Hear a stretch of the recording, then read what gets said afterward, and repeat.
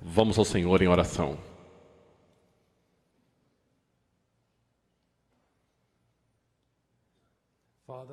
Pai, eu venho até Ti em nome do Teu Filho, Jesus Cristo.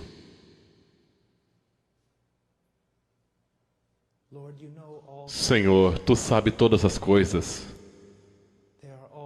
Elas estão diante de Ti como um livro aberto.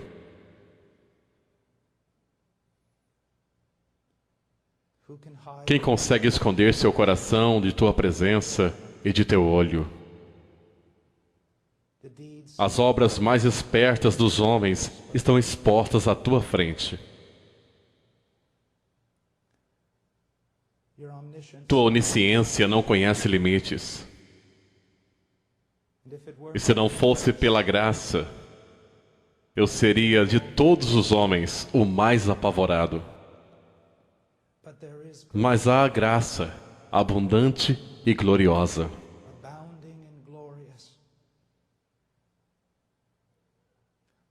Derramada sobre o mais fraco dos homens e abundando para a Tua glória. Pai, eu Te louvo e Te adoro e agradeço por tudo que Tu és e tudo o que Tu tens feito. E não há ninguém como Tu, nos céus ou na terra ou debaixo da terra. Tu és Rei e não há nenhum outro. Tu és Salvador e não compartilhas esta glória com nenhum outro. Pai, nesta noite, Tu me conheces e sabes da minha grande necessidade de graça.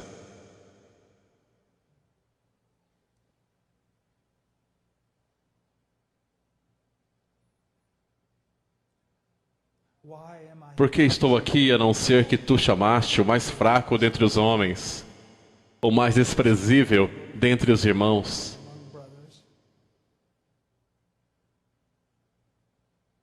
E que, pela Tua graça, muitas vezes o menor ensina o maior. E esse é sempre o meu caso. E eu Te louvo, eu Te adoro. Pai, ajuda-nos nesta noite. Para o vento com a eloquência. Para o inferno com o intelecto brilhante, Pai. Deixe que a verdade venha, que homens sejam transformados.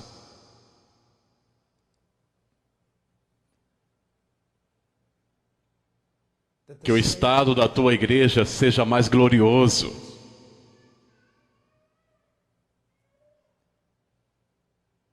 Eu oro por graça sobre graça e misericórdia sobre mim mesmo e sobre os ouvintes que estão presentes aqui. Ajude-nos, ó Deus, e nós seremos ajudados. E nos gloriaremos nesta ajuda. Em nome de Jesus. Amém.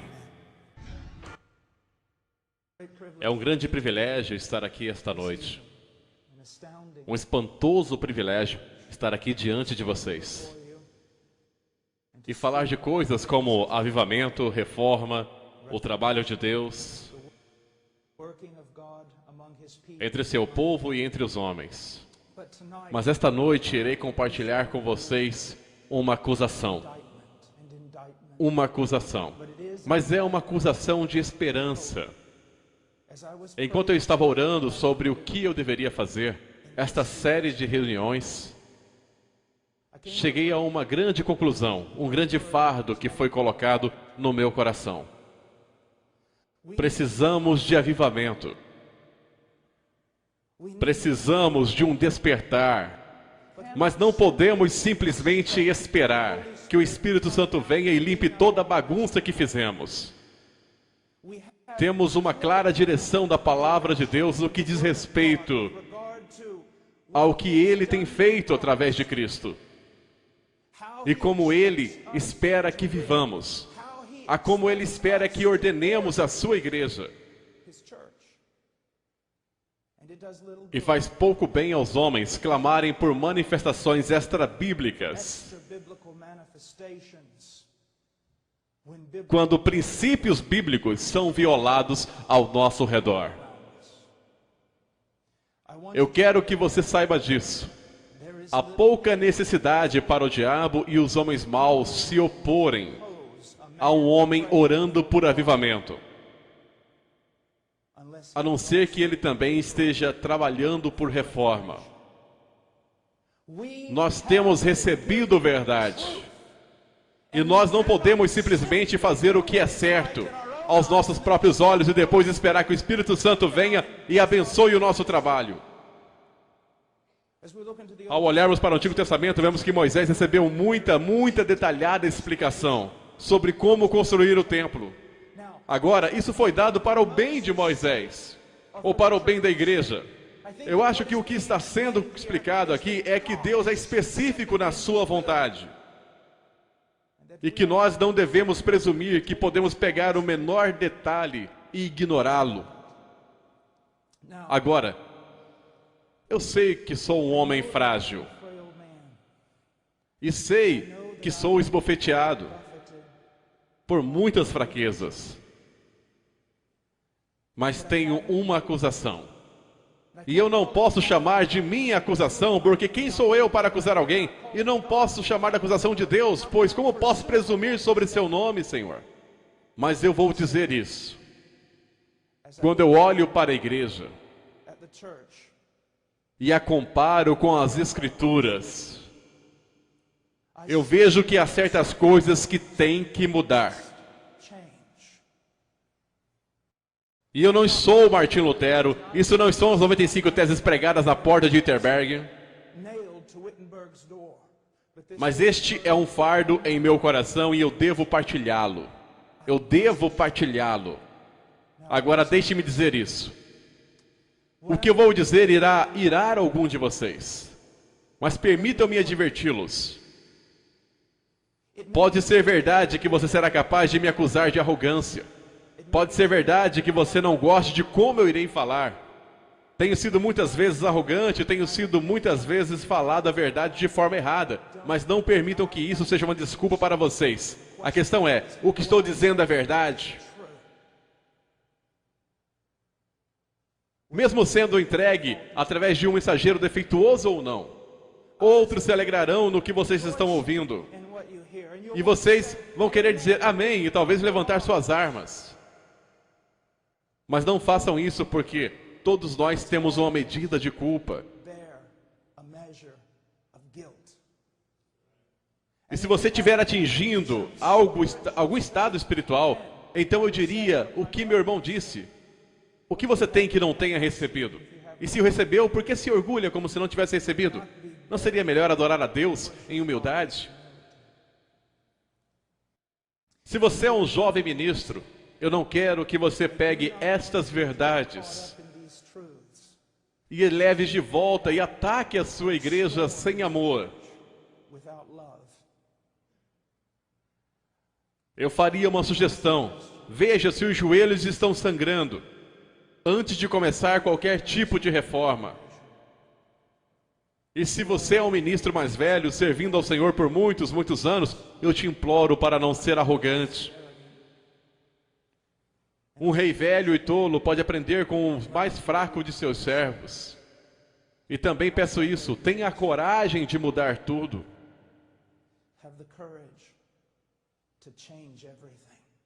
Mesmo que seja o último dia de sua vida, pelo menos você pode ir para a glória. Sabendo que você tentou fazer uma reforma que era bíblica. E eu vou dizer isso como um aviso aos homens mais velhos. Agora me escutem cuidadosamente.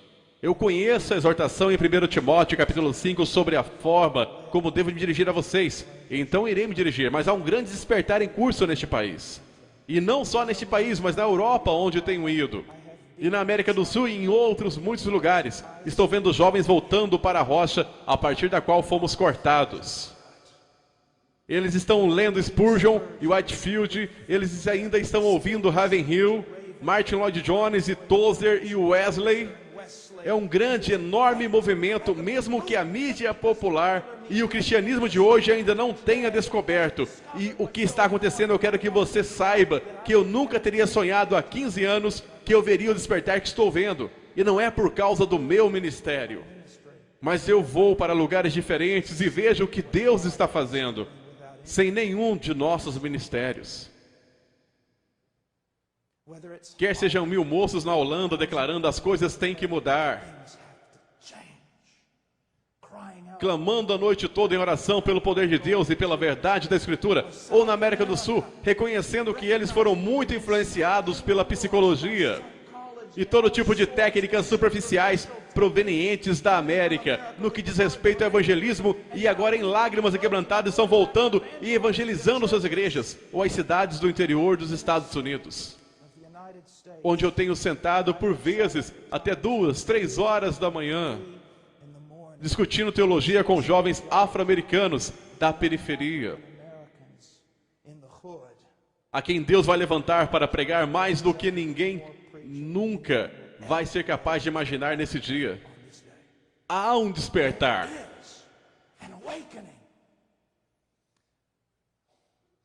E vou dizer-lhes isso com ternura. A maioria dos homens com mais de 40 anos não tem sequer uma pista sobre isso. Muitos dos jovens que estão voltando aos velhos homens e aos velhos caminhos e a verdade que tem trazido, despertar inúmeras vezes deste mundo, a maioria desses jovens são muito jovens. E eles vão para seus pastores, e eles vão para seus dirigentes e dizem, olhe para isso, o que temos descoberto, olha o que aconteceu no país de Gales, olha o que aconteceu na África, olhe para olhe para esse ensino, é absolutamente incrível. E a maioria deles irá desprezá-lo, ou irá dizer, isso não é nada diferente do que eu tenho pregado em 25 anos. Quando na verdade é completamente diferente do que eles têm pregado há 25 anos. E portanto, temos que ter muito cuidado para compreender que Deus está fazendo uma obra.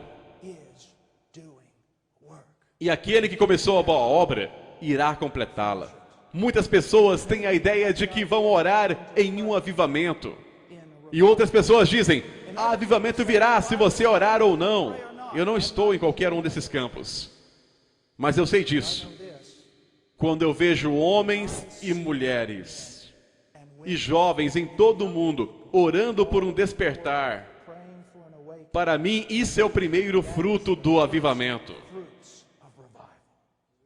E eu posso contar com o fato de que aquele que deu os primeiros frutos trará a colheita inteira.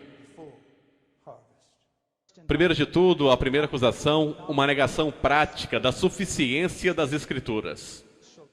Especialmente na minha denominação, uma negação prática da suficiência das Escrituras. 2 Timóteo 3,15 em diante diz, porque desde criança você conhece as sagradas letras, que são capazes de torná-lo sábio para a salvação mediante a fé em Cristo Jesus. Toda a Escritura é inspirada por Deus e útil para o ensino, para a repreensão, para a correção e para a instrução em justiça, para que o homem de Deus seja apto e plenamente preparado para toda boa obra. Ao longo das últimas décadas, tem ocorrido uma grande batalha no que diz respeito à inspiração das Escrituras. Agora, talvez alguns de vocês não participem dessa batalha, porém, muitos de nós, de denominações liberais, certamente temos uma batalha pela Bíblia. Contudo, quando vocês, como povo, chegarem a crer que a Bíblia é inspirada, vocês terão lutado apenas metade da batalha.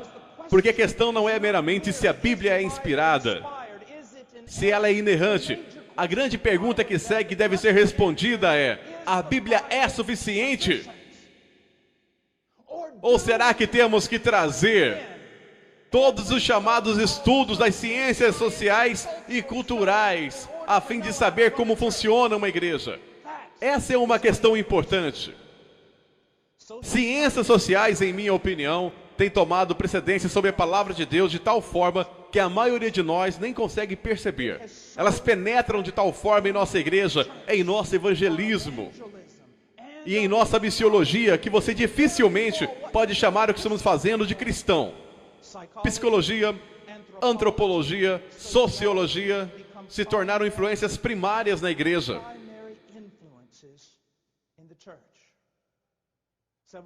Vários anos atrás, quando eu estava no seminário, eu lembro-me de um professor entrou na sala e começou a desenhar pegadas no quadro negro. E quando ele as marchava, ele se virou para todos nós e disse apenas isto: Aristóteles está caminhando pelas salas desta instituição. Cuidado, pois eu escuto suas pegadas mais claramente do que as do apóstolo Paulo e da equipe de homens inspirados que estava com ele, e até mesmo do que as do próprio Senhor Jesus Cristo. Nós chegamos a acreditar que um homem de Deus pode lidar com determinadas pequenas áreas da vida da igreja. Mas quando as coisas apertam, temos que ir para os peritos das áreas sociais. Isso é uma absoluta mentira. Diz aqui nas Escrituras que o homem de Deus seja preparado, adequado, equipado para toda boa obra. O que Jerusalém tem a ver com Roma? É o que nós temos a ver com todas essas modernas ciências sociais que foram criadas justamente como um protesto contra a palavra de Deus. E por que razão é que evangelismo e missões e as chamadas estratégias de crescimento da igreja são mais moldadas pelos antropólogos e sociólogos e os estudantes de Wall Street que se alinham a cada tendência cultural? Todas as atividades em nossa igreja devem estar fundamentadas na palavra de Deus. Todas as atividades em missões devem estar fundamentadas na palavra de Deus. A nossa atividade missionária, a nossa atividade eclesiástica, tudo o que fazemos deve fluir de teólogos e exegetas. O homem que abre a sua Bíblia e tem apenas uma pergunta: qual é a tua vontade, ó Deus? Nós não devemos enviar questionário para as pessoas carnais para descobrir que tipo de igreja eles querem frequentar. A igreja deveria ser sensível ao que busca, mas a igreja deve reconhecer que só existe apenas um homem, seu nome é Deus. E se você quiser ser amigável com alguém, se você quiser acomodar alguém, acomode ele e a glória dele. Mesmo que você seja rejeitado por todas as outras pessoas, nós não somos chamados para construir impérios. Nós não somos chamados para sermos pacíficos. Somos chamados para glorificar a Deus. E se você quer que a igreja seja algo diferente do que um povo peculiar, então você quer alguma coisa que Deus não quer. Eu quero que vocês escutem só por um momento Isaías capítulo 8. Ouçam o que ele diz. Quando vos disserem, consultai os necromantes e os adivinhos que chiureiam e murmuram. Esta é uma definição perfeita. Ou pelo menos uma ilustração das ciências sociais e os gurus das estratégias de crescimento para a igreja e todo o resto, porque a cada 2 ou 3 anos todas as suas principais teorias mudam. Não apenas sobre o que é um homem ou como você o conserta, mas também o que é uma igreja e como você faz para ela crescer. E a cada 2 ou 3 anos há uma outra novidade que vem daquilo que pode se fazer da sua igreja super aos olhos do mundo. Recentemente, um dos maiores e mais conhecidos especialistas nas estratégias de crescimento da igreja disse que ele descobriu que ele estava completamente errado em toda a sua teoria. Mas em vez dele voltar às escrituras, de joelhos, quebrantado e chorando, ele sai para encontrar uma outra teoria. Eles não dão qualquer palavra certa. Diz aqui em Isaías: acaso não consultará o povo ao seu Deus? A favor dos vivos se consultarão os mortos? Devemos nós, como homens da igreja, como pregadores, como pastores, como cristãos, ir lá fora e consultar os mortos espiritualmente, em nome de todos aqueles que o Espírito Santo vivificou? Absolutamente não. Absolutamente não. A segunda acusação: um desconhecimento de Deus. Às vezes me perguntam: irmão Paul, por favor, venha e faça uma série semanal sobre os atributos de Deus. Eu muitas vezes tenho que dizer isso. Bem, irmão, você já pensou muito bem antes de me chamar? E ele disse, o que quer dizer com isso? Bem, é bastante controverso o tema que você está colocando, que você está me dando para ensinar a igreja. Eles dizem, como assim é controverso? Estamos falando de Deus, nós somos cristãos, essa é uma igreja. Como assim é controverso? E eu disse, querido pastor, me ouça. Quando eu começar instruindo o seu povo sobre a justiça de Deus,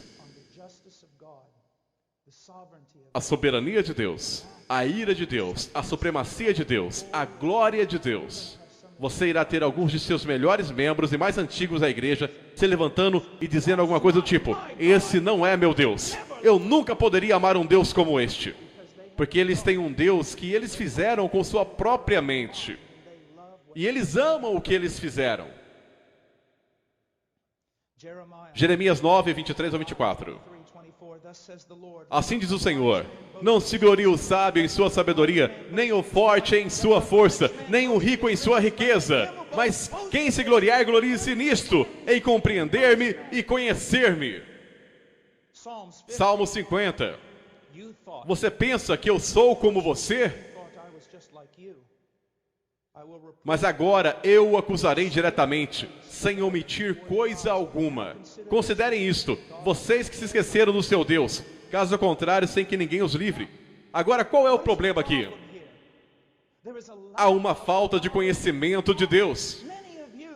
Muitos de vocês talvez pensem, falar sobre os atributos de Deus e teologia e tudo, coisas altas de torres de marfim, que não tem aplicação prática. Ouça você mesmo.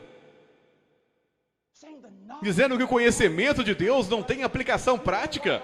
Você sabe por que todas as suas livrarias cristãs estão cheias de autoajuda? 5 maneiras de fazer isso, 6 maneiras de ser piedoso e 10 maneiras para não cair? Porque as pessoas não conhecem a Deus. É por isso que elas precisam de toda sorte de pequenos dispositivos triviais da carne para mantê-los andando como ovelhas devem andar. 1 Coríntios 15, 34. Recuperem o bom senso e parem de pecar, pois alguns há que não têm conhecimento de Deus. Digo isso para a vergonha de vocês. Por que há um pecar desenfreado mesmo entre o povo de Deus? A falta de conhecimento de Deus. De Deus. Agora deixe-me fazer-lhe uma pergunta. Quando foi a última vez que você assistiu uma conferência sobre os atributos de Deus? Quando foi a última vez que você, como um pastor, ensinou por todo um ano sobre quem é Deus? Quanto de todo o ensinamento que se passa na América toda a semana tem alguma coisa a ver com quem é Deus? E ainda ficam abismados. Não é tão fácil ir com o fluxo, bastando seguir todo mundo e então um dia você ouve algo parecido com isto e de repente você diz, eu não posso sequer lembrar quando alguém me ensinou sobre os atributos de Deus. Não é de admirar que somos um povo como nós somos. Para conhecê-lo, tudo é sobre isso. Esta é a vida eterna. E a vida eterna não começa quando você passa através dos portais da glória. A vida eterna começa com a conversão. A vida eterna consiste em conhecê-lo. Você sinceramente acha que você vai estar emocionado em se balançar nos portões de pérolas e caminhar em ruas de ouro por toda uma eternidade? A razão por que você não vai perder a cabeça na eternidade é isso. Há um ali que é infinito em glória. E você irá passar uma eternidade de eternidade buscando-o. E você nunca vai ter seus braços sequer nos pés da montanha dele. Comece agora. Tantas coisas diferentes que vocês querem saber e fazer. E todos os livros. Pegue um livro sobre Deus. Uma Bíblia. E a estude para conhecê-lo. Para conhecê-lo. Domingo de manhã, por causa de tudo isso, eu quero dizer-lhes que seria melhor não ter sequer um domingo de manhã. Domingo de manhã é a hora de maior idolatria em toda a semana da América.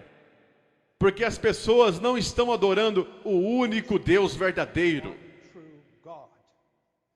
A grande maioria, pelo menos, mas adoram a um Deus formado a partir dos seus próprios corações, por sua própria carne, artifícios satânicos e inteligência mundana.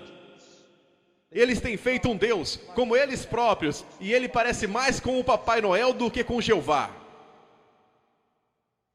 Não pode haver temor de Deus entre nós, porque não há conhecimento de Deus entre nós.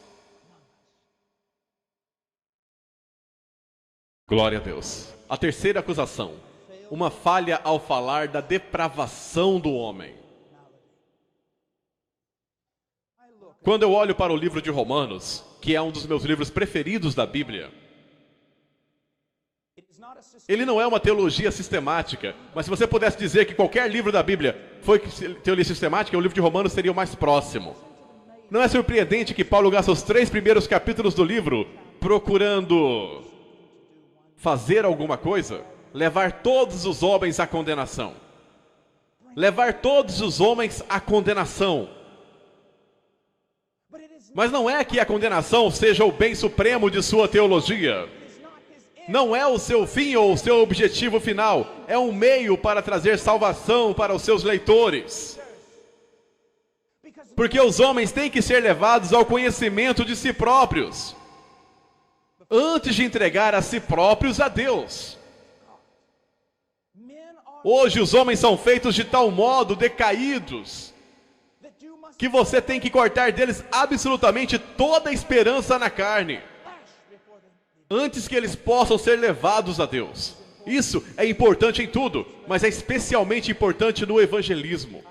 Eu me lembro, eu tinha 21 anos, e tinha acabado de ser chamado para pregar, e eu caminhava em uma antiga loja, onde eles venderiam ternos para ministros pela metade do preço. Eles têm feito isso por 50 ou 60 anos. E eu lá caminhava lá dentro, e eu estava procurando um terno em Balducá, Kentucky. E inesperadamente a porta se abriu.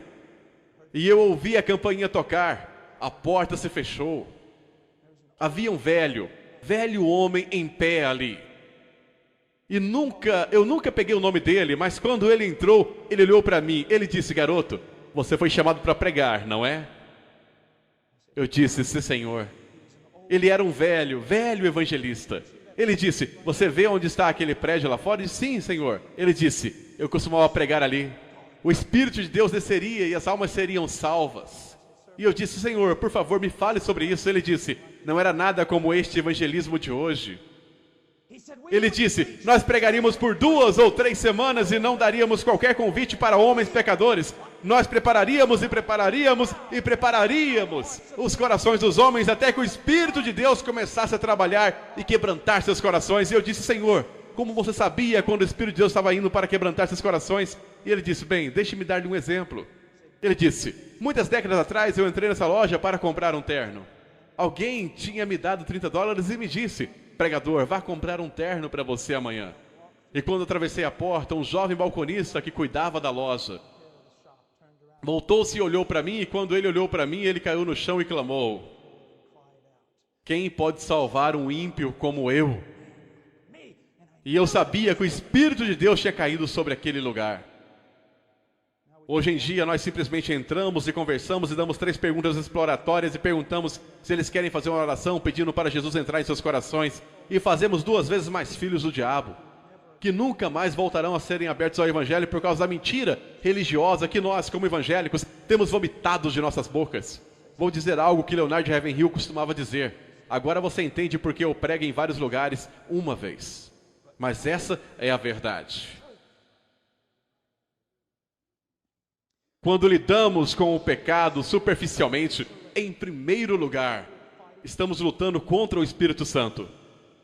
Quando ele vier, convencerá o mundo do pecado.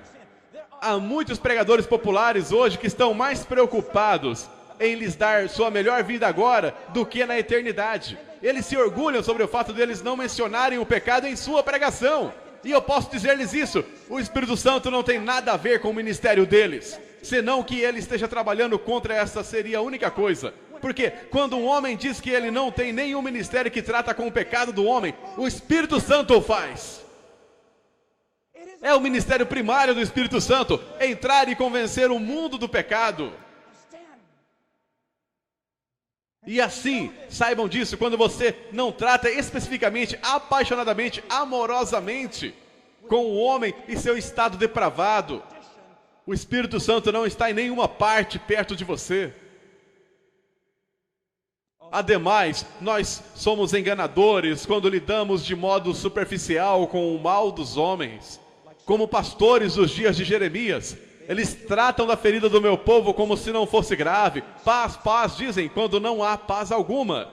Nós não somos apenas enganadores, mas somos imorais. Como um médico que nega o seu juramento hipocrático, pois ele não dá mais notícias a alguém porque acha que a pessoa se rebelará contra ele. Ficará zangado com ele, ficará triste.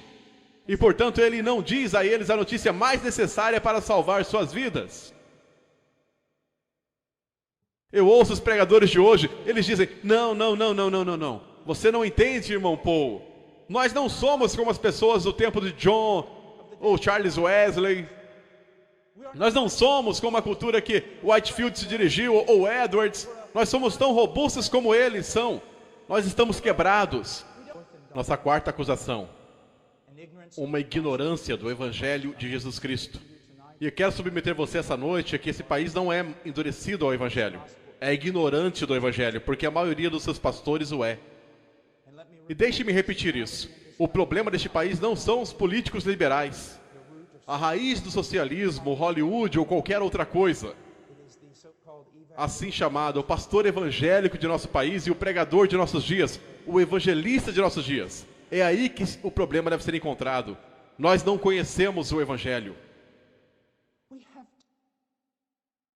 Nós pregamos o glorioso Evangelho de nosso bendito Deus e o reduzimos a 4 leis espirituais e 5 coisas que Deus quer que você saiba, com uma pequena e supersticiosa oração no final, que se alguém repetisse depois de nós com bastante sinceridade, nós declaramos de forma papal, nascida de novo. Nós trocamos regeneração por decisionismo. Em primeiro lugar, eu estou pasmo depois de eu falar sobre o que eu vou falar por alguns poucos minutos com quantos crentes devotos há 30 ou 40 anos andando na fé virão a mim com lágrimas dizendo, irmão Paul, eu nunca ouvi isso antes em minha vida. Entretanto, essa é a doutrina histórica de redenção, de propiciação. Veja, quando você falar sobre o Evangelho, meu querido amigo, o faça claramente. O Evangelho começa com a natureza de Deus. E vai para a natureza do homem e a queda deste. Essas 2 grandes colunas do Evangelho têm que montar para nós o que deveria ser chamada e conhecida por cada crente como o grande dilema. E qual é esse dilema? Se Deus é justo, Ele não pode te perdoar. O maior problema em todas as Escrituras é este. Como um Deus pode ser justo e ao mesmo tempo justificador de homens maus? Quando as Escrituras por toda a Bíblia declaram, especialmente em um texto que eu tirei de Provérbios, o que justifica o ímpio e o que condena o justo, tanto um como o outro são abomináveis ao Senhor. E ainda assim, todas as nossas canções cristãs sobre como Deus justifica o perverso. Este é o maior problema. Esta é a acrópole da fé cristã. Assim diria Martin Lloyd Jones e Charles Spurgeon e qualquer outro que leu Romanos 3. Você tem que mostrar isso às pessoas. O grande problema é que Deus é verdadeiramente justo e todos os homens são verdadeiramente maus. Deus, para ser justo, deve condenar o homem mau. Entretanto, Deus, para a própria glória dele, pelo grande amor com que Ele nos amou, enviou seu Filho, o qual caminhou nessa terra como um homem perfeito. E então, de acordo com o plano eterno de Deus, Ele foi aquele madeiro. E naquele madeiro, Ele tomou o nosso pecado. E assumindo a posição legal de seu povo e carregando a nossa culpa, Ele se tornou uma maldição. Maldito todo aquele que não persiste em praticar todas as coisas escritas no livro da lei. Cristo nos resgatou da maldição, se tornando uma maldição em nosso lugar. Tantas pessoas têm essa visão romântica e imponente do Evangelho, onde Cristo está lá, pendurado no madeiro, sofrendo debaixo das feridas do Império Romano, e o Pai não teve força moral para aguentar o sofrimento do Filho dele, e por isso virou sua face. Não!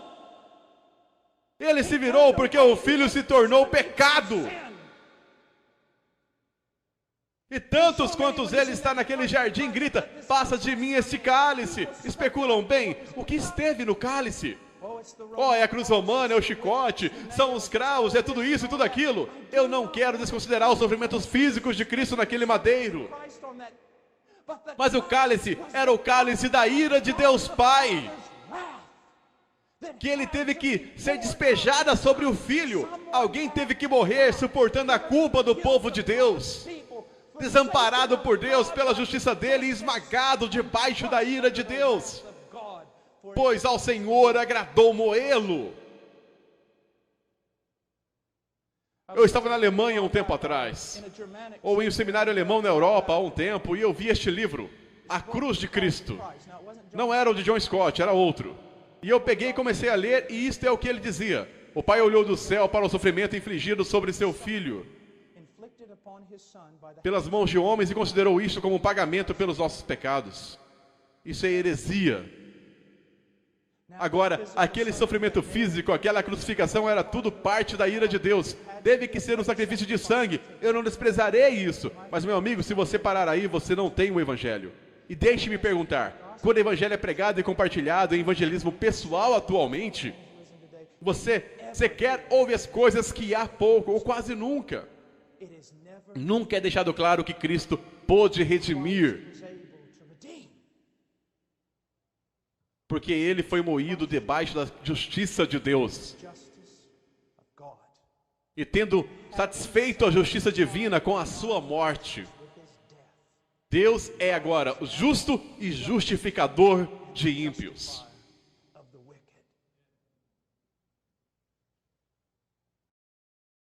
Redução de evangelho. E nós ainda nos perguntamos por que não há nenhum poder nele. Nós nos perguntamos por que, o que aconteceu, e eu irei te falar, quando você deixa de lado o evangelho, e não há mais nenhum poder em sua suposta mensagem do evangelho, você então tem que recorrer a todos aqueles pequenos truques de mercado, que são tão proeminentes usados nos dias de hoje para converter os homens. E nós todos conhecemos a maioria deles. Todos eles não funcionam. Meu querido amigo, deixe-me dizer isso. Vários anos atrás, quando eu estava me formando e tive que me tornar uma decisão de iria fazer ou não meu PhD, Deus, a fim de salvar a minha vida espiritual, me enviou para o meio das selvas do Peru, o mais longe possível de todo mundo acadêmico que eu poderia ficar. E lá eu comecei a perceber algo. Como disse Spurgeon, maiores homens com mentes maiores que a minha se aproximaram dessa doutrina de segunda vinda, mas em vão, é uma grande e poderosa doutrina. Ele disse, eu me fixarei nisso. Buscar compreender algo sobre Jesus Cristo e Ele crucificado. Deixe-me falar isso. Eu fico tão bravo.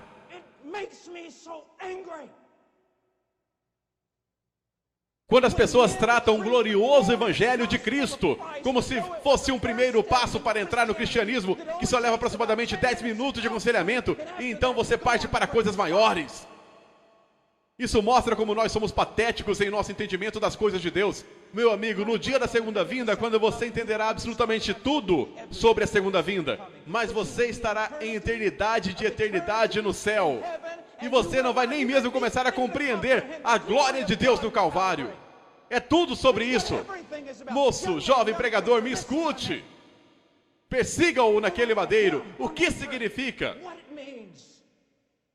Você não precisará construir fogos estranhos em seu forno. Se você só pegar um relance do que ele fez naquele madeiro. O que ele fez naquele madeiro. Eu amo dizer isso, eu já o disse 1 milhão de vezes. Abraão leva Isaac para cima daquela montanha. O filho dele, o único filho dele, quem ele amou. Você supõe que o Espírito Santo estava tentando para nos falar sobre algo no futuro? E aquele filho não resistiu, mas se entregou. E quando aquele pai rendeu a sua vontade, a vontade de Deus, ele levantou aquele cutelo para perfurar o próprio coração de seu filho.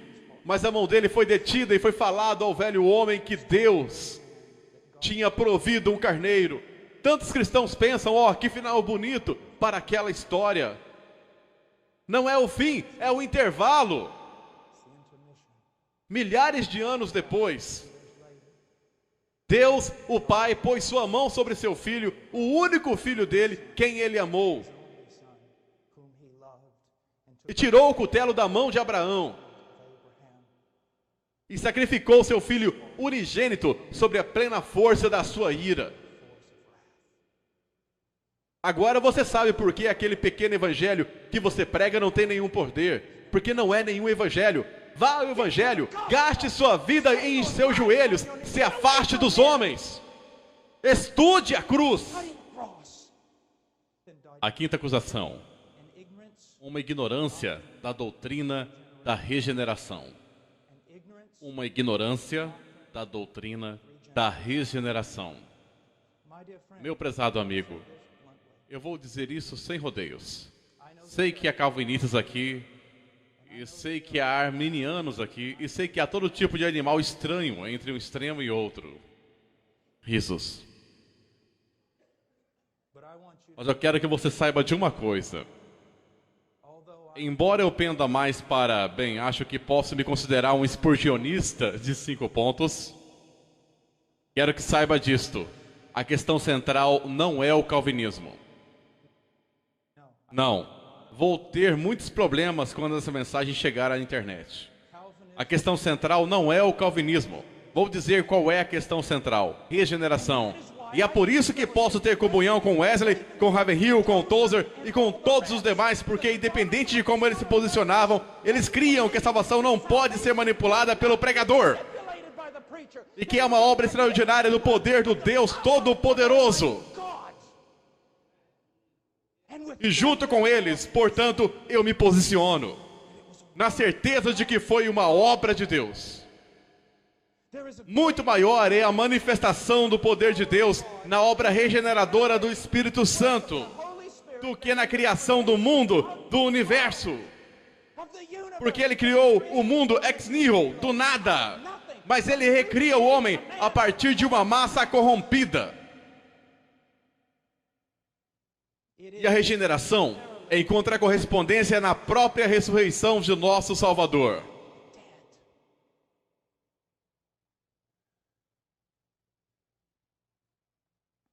Se você é um pregador, entendo que quanto à pregação haja mestres e pregadores e expositores e isso e aquilo, e todos são muito necessários para a saúde da igreja. Mas você precisa entender uma coisa. Quando o velho G. Campbell Morgan, há relatos disso, quando ele ia subir na torre majestosa para pregar, citava para si mesmo: como ovelha para o matadouro, como cordeiro mudo diante do tosqueador. Atos 8:32. Ele sabia que sem uma manifestação magnífica da obra regeneradora do Espírito Santo,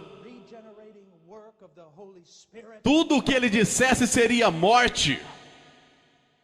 É o Espírito que dá a vida. E nesse sentido, todos nós que proclamamos sua palavra, devemos proclamá-la como profetas. O que eu quero dizer com isso? Somos sempre Ezequiel diante daquele vale de ossos secos. E como eles estão secos, então saímos e o que fazemos? Profetizamos. Dissemos: ouça a palavra do Senhor. E sabemos que o sopro de Deus deve soprar nesses mortos. Caso contrário, não ressurgirão. Aí você tiver plenamente captado isso no mais íntimo do seu ser, não vai mais se entregar à manipulação que tantas vezes é feita em nome do evangelismo nesse país. Você proclamará a palavra de Deus. proclamará doutrina da regeneração. Observe os irmãos Wesley. Observe por um instante o que eles tinham, meu querido Whitefield. E o que foi que enfrentaram? Todos naquela época se consideravam cristãos, completamente cristãos. Por quê?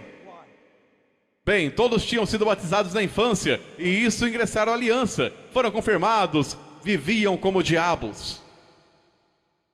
A regeneração foi assim trocada por um tipo de credulismo, que recebeu a autoridade dos líderes religiosos da época.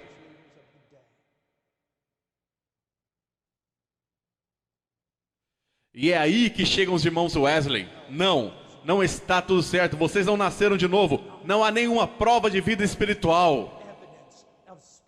Examinem-se, provem a si mesmos para ver se estão na fé. Certifique-se de que o seu chamado e de sua eleição. Você precisa nascer de novo. Aqui nos Estados Unidos, por causa dos últimos anos e das últimas décadas de evangelismo, a ideia de ser nascido de novo foi totalmente perdida. Tudo o que significa é que uma vez numa cruzada você tomou uma decisão e acha que foi com sinceridade. Mas não há nenhuma prova de sua obra sobrenatural, de recriação do Espírito Santo em sua vida. Se alguém, não se alguns, se alguém está em Cristo, nova criatura é. E agora, o mesmo acontece hoje. O que está diante de nós hoje? Eu vou te dizer o que está. Não é, na maioria das vezes, necessariamente a questão do batismo infantil. Não é uma confirmação por uma autoridade eclesiástica da igreja alta. O que está diante de nós é a oração do pecador para aceitar Jesus. Eu estou aqui para te dizer, se há uma coisa contra a qual eu decidi declarar guerra, é essa oração. Você dirá, mas irmão Paulo, sim, da mesma forma, em minha opinião, que o batismo infantil foi o bezerro de ouro da reforma. Hoje, para os batistas e para os evangélicos conservadores e para todos, vou dizer a você que a oração do pecador enviou mais gente para o inferno do que qualquer outra coisa na face da terra. Aí você pergunta, como você pode declarar uma coisa dessas? Abra a Bíblia aqui para mim e me prove. Eu adoraria que você pudesse me levantar e mostrar onde alguém evangelizou dessa forma. As Escrituras não afirmam que Jesus Cristo veio até a nação de Israel e disse: o tempo se cumpriu, o reino está próximo. Agora quem gostaria de me convidar para entrar em seu coração? Eu estou vendo uma mão ali. Não é isso que a Bíblia diz. Jesus disse, arrependam-se e creiam no Evangelho. Ora, os homens de hoje estão confiando no fato de que pelo menos uma única vez na vida fizeram a oração do pecador e então lhe disseram que estavam salvos porque foram suficientemente sinceros. E assim na experiência de salvação deles, você pode se perguntar, você é salvo? Eles não dizem sim, porque estou confiando em Jesus. E porque há provas poderosas que me dão segurança de ter nascido de novo. Não, eles dizem, sim, uma vez em minha vida fiz uma oração. E vivem como diabos. Mas fizeram uma oração. E alguns deles, fiquei sabendo de um evangelista que estava insistindo com o homem para que fizesse a tal oração. Por fim o homem ficou tão sem graça que o evangelista disse, bem, eu vou orar por você e se você desejar dizer a Deus, aperte a minha mão. Contemple o poder de Deus. Decisionismo, a idolatria do decisionismo. Os homens acham que vão para o céu pelo fato deles terem julgado a sinceridade de suas próprias decisões. Quando Paulo veio à igreja de Corinto, não lhe disse, olhem, vocês não estão vivendo como cristãos. Então vamos voltar àquele momento da vida em que fizeram aquela oração. Vamos ver se vocês foram sinceros. Não, ele disse, examinem-se para saber se estão na fé. Porque quero que saiba, meu amigo, que a salvação é somente pela fé. É obra de Deus, é graça sobre graça sobre graça. Mas a prova da conversão não é apenas o seu exame de sua sinceridade no momento de sua conversão. É o fruto contínuo em sua vida. É o fruto contínuo em sua vida. Ah, meu querido amigo, veja em que situação nos metemos. Uma árvore não é conhecida por seus frutos? O que lhe parece? 60%, 70% dos americanos pensam que são convertidos, nascidos de novo. Nós matamos quantos milhares de bebês por dia? Somos odiados em todo o mundo por nossa imoralidade. No entanto, somos cristãos? E sem rodeios, eu deposito isso, a culpa aos pés do pregador.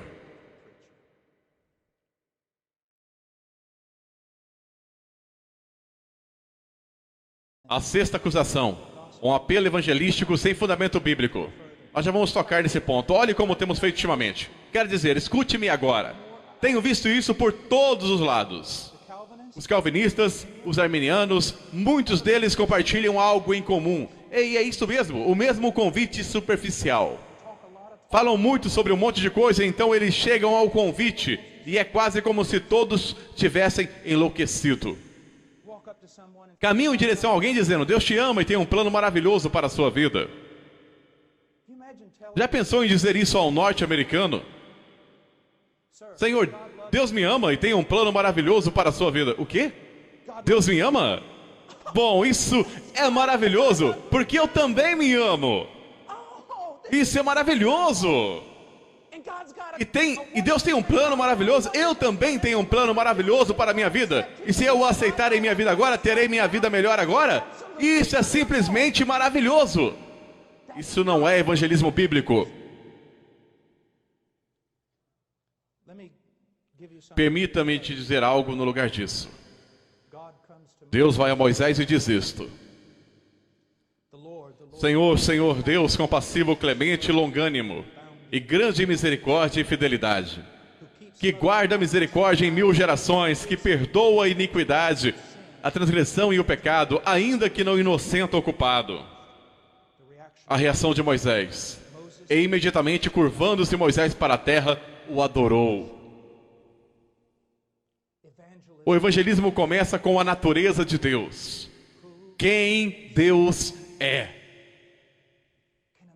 Pode um homem reconhecer seu pecado se ele não tem um padrão com o qual se comparar? Se nós dissermos somente coisas triviais sobre Deus, que divirtam a mente carnal dele, será que essa pessoa poderá ser levada a um arrependimento e fé genuínos? Nós não começamos com Deus te ama e tem um plano maravilhoso para a sua vida. Começamos com o conselho completo de quem é Deus. Nós lhe dizemos desde o princípio que isso poderá custar as suas vidas.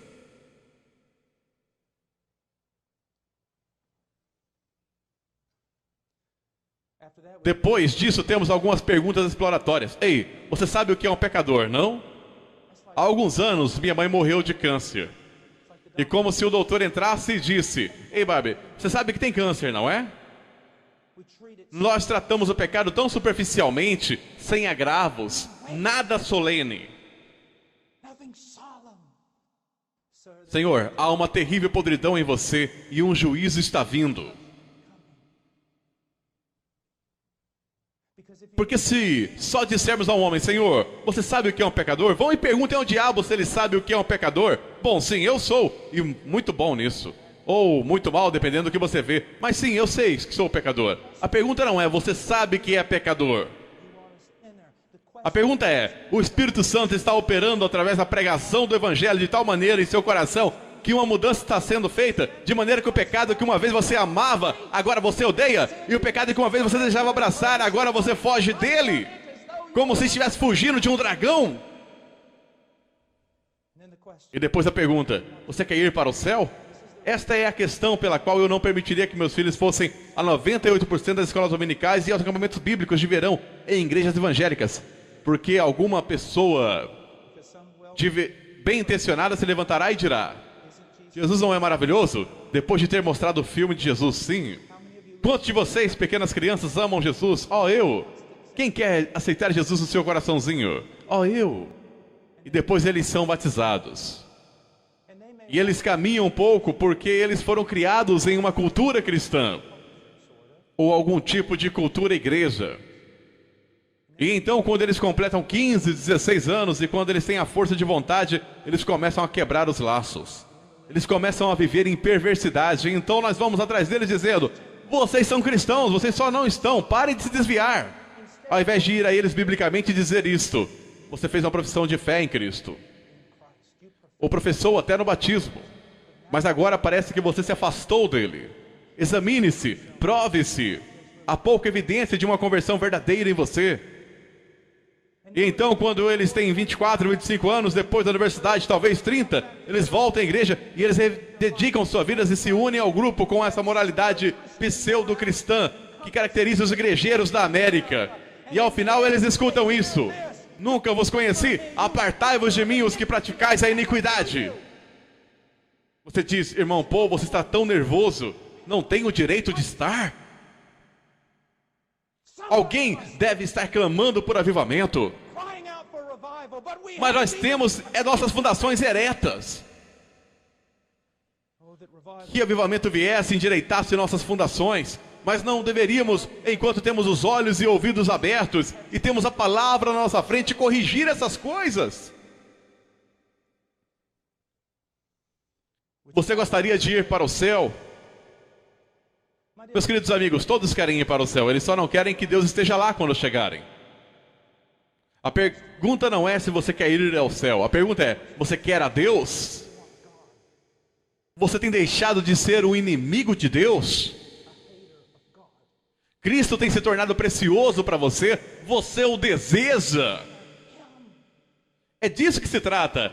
A teoria política, meus queridos amigos, todos desejam ir para o céu. Mas os homens são inimigos de Deus. Então a pergunta não é se você quer ir a um lugar especial aonde não sofrerá. A pergunta é: você o quer? Cristo se tornou precioso para você?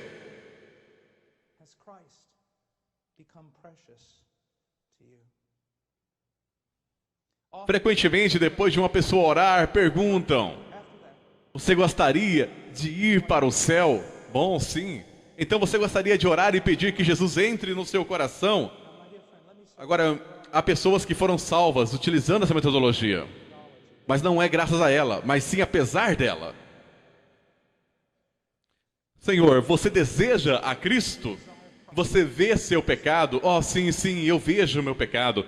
Senhor, vejamos alguns versículos da Bíblia que falam sobre o que o arrependimento lhe se parece. O Espírito testemunhando que isso está acontecendo em sua vida. Você vê quebrantamento, vê a desintegração de tudo pelo que tem lutado em sua vida. E agora sua mente está cheia de novos pensamentos sobre Deus, e novos desejos, e novas esperanças. Sim, eu vejo. Senhor, isso pode ser os primeiros frutos do arrependimento. Agora entregue a sua vida a Cristo. Confie nele. Confie nele. Confie em Cristo. Agora me escute. Você tem autoridade para falar do Evangelho às pessoas. Você tem autoridade de lhes dizer como é. Você tem autoridade para apontar princípios bíblicos sobre a certeza da salvação. Você não tem autoridade para lhe dizer que são salvos. Esta é uma obra do Espírito Santo de Deus. Mas quando você os conduzem por aquela oração, você convidou Jesus para dar seu coração? Sim. Você foi sincero? Sim. Você acha que ele te salvou? Não sei. Claro que ele salvou, porque você foi sincero. Ele prometeu que se você o convidasse, ele entraria. Logo você está salvo. E ele sai da igreja depois de 5 minutos de aconselhamento, e o evangelista vai comer no restaurante e a pessoa está perdida.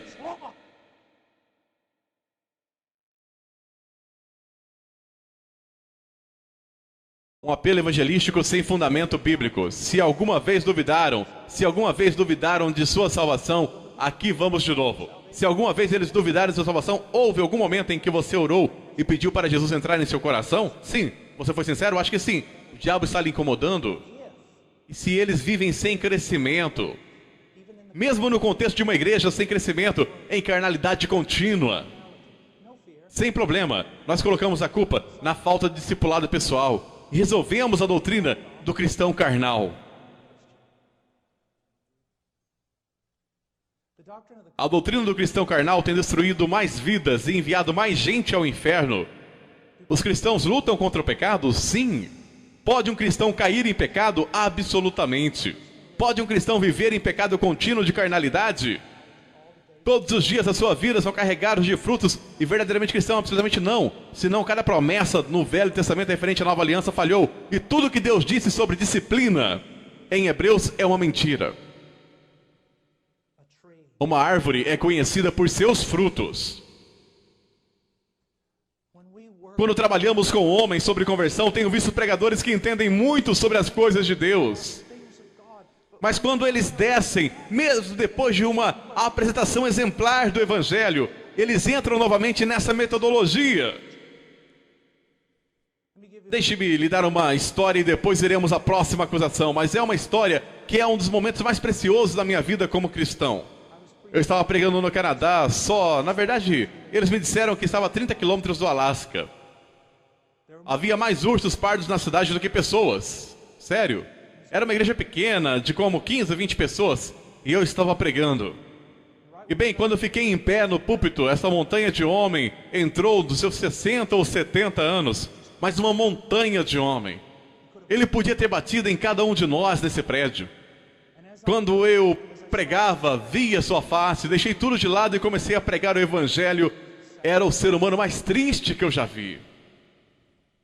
Somente o Evangelho. E quando terminei, caminhei direto do púlpito para ele e eu disse: Senhor, o que há de errado? O que perturba sua alma? Eu nunca vi um homem tão triste e abatido em toda a minha vida. E ele tirou o envelope e tinha alguns raios-x, os quais eu não pude entender. Mas ele disse: acabo de vir do médico, vou morrer em 3 semanas.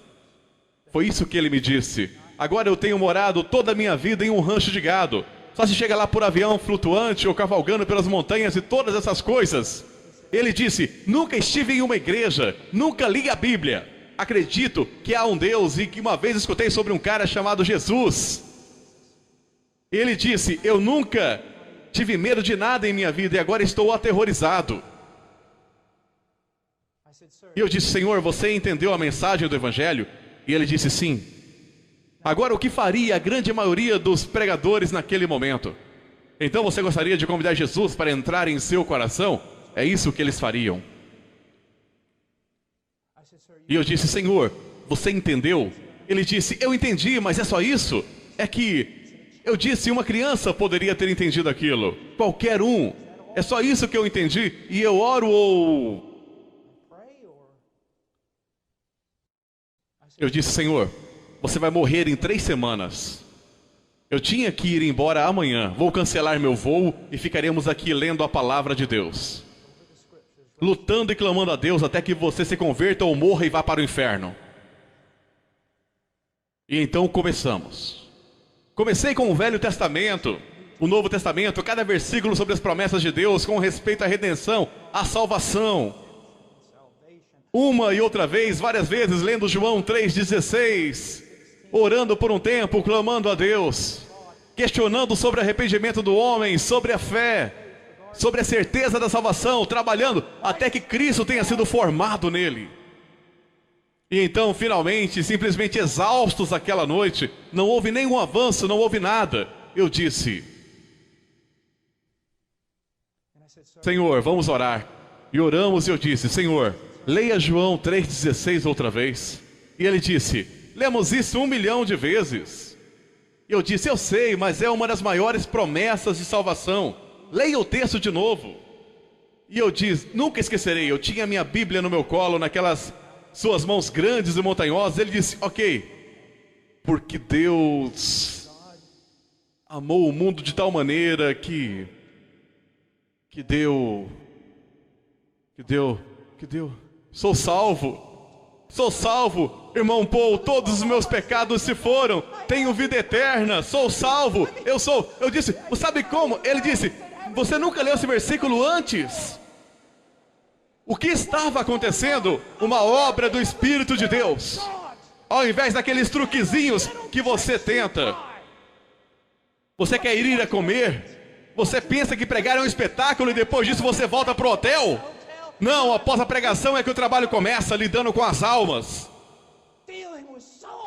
As pessoas vão à frente em reuniões para aconselhamento com pessoas que não deveriam estar aconselhando. 5 minutos, rápido, dê o cartão ao pastor e o pastor diz: gostaria de lhes apresentar ao novo Filho de Deus. Bem-vindo à família de Deus.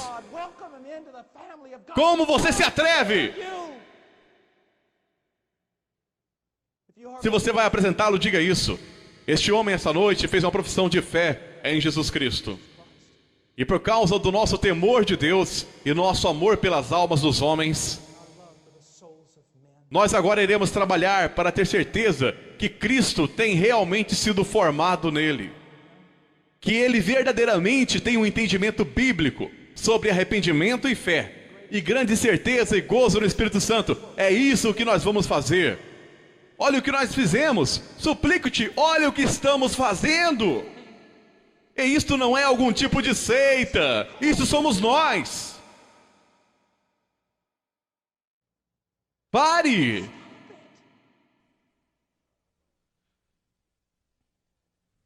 Pare!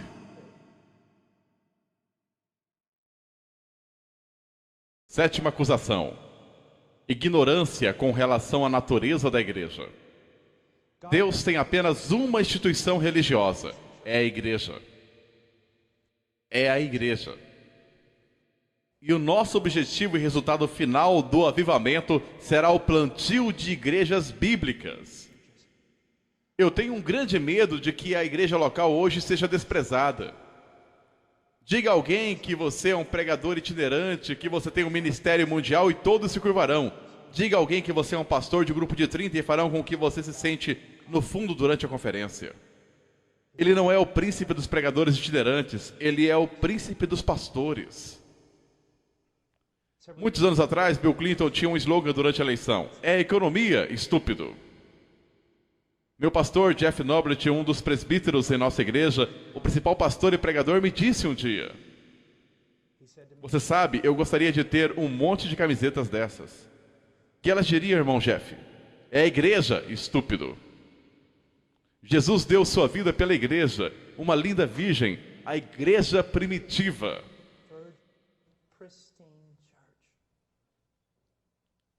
Se você quer dar a sua vida por algo no ministério, dê à igreja, a uma igreja, a um corpo de crentes, a uma congregação local. Isso é a igreja.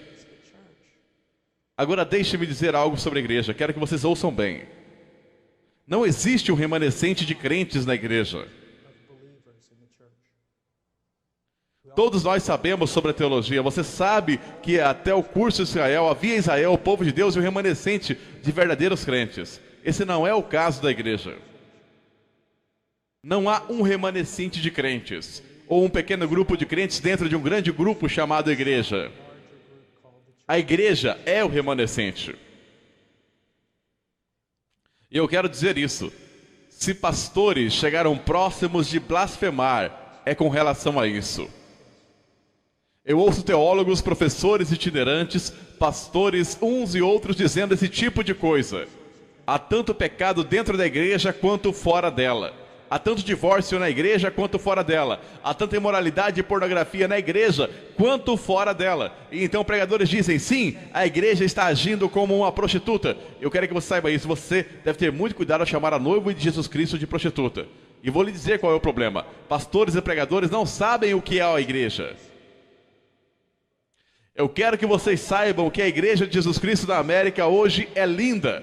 Ela é frágil às vezes, ela é fraca, ela é esbofeteada, ela não é perfeita, mas eu quero que você saiba que ela é quebrantada. Ela está andando humildemente com o seu Deus. O seu problema é que você não consegue saber o que é a igreja. Hoje, por causa da falta de pregação bíblica, a tão chamada igreja está cheia de pessoas carnais e ímpias que se identificam com o cristianismo. E então, por causa dos bodes no meio das ovelhas, as ovelhas estão sendo acusadas de todas as coisas que os bodes estão fazendo em nome de Deus, sendo blasfemado entre os gentios por causa de nós. Romanos 2:24. Vocês já leram? Eu sei que já passaram do horário, mas apenas vá acompanhando comigo. Rapidamente. Eu quero te mostrar algo. Vá até Jeremias.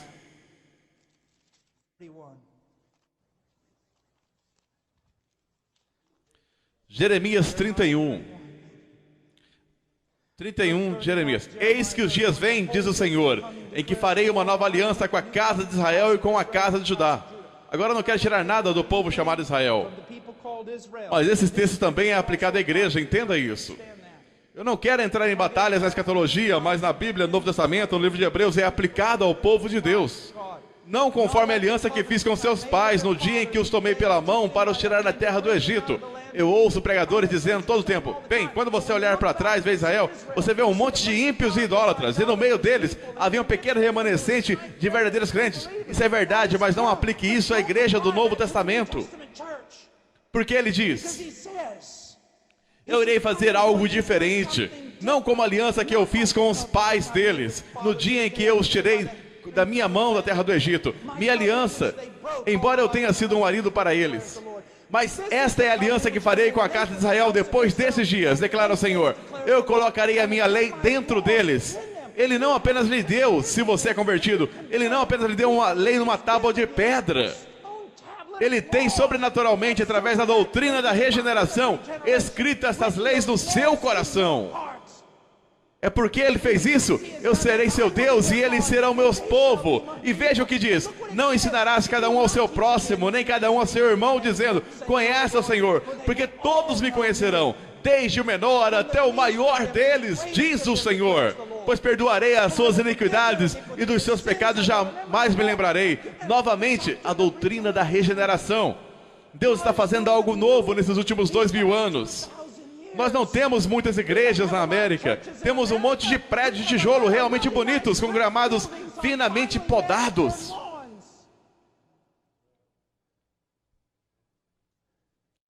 Só porque alguns dizem que são da igreja ou que são cristãos, isso não quer dizer que realmente sejam. Veja o que diz. Eles não terão que ensinar um ao outro. Isso não quer dizer que você não haverá pastores e mestres, mas haverá um proeminente conhecimento de Deus entre eles, particularmente com relação aos seus pecados terem sido perdoados. Veja rapidamente o capítulo 32, verso 38. Eles serão meu povo e eu serei seu Deus.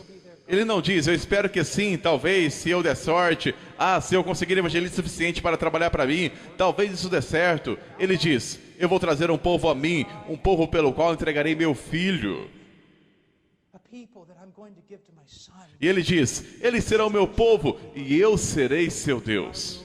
Veja isso: eu lhes darei um coração, um só caminho.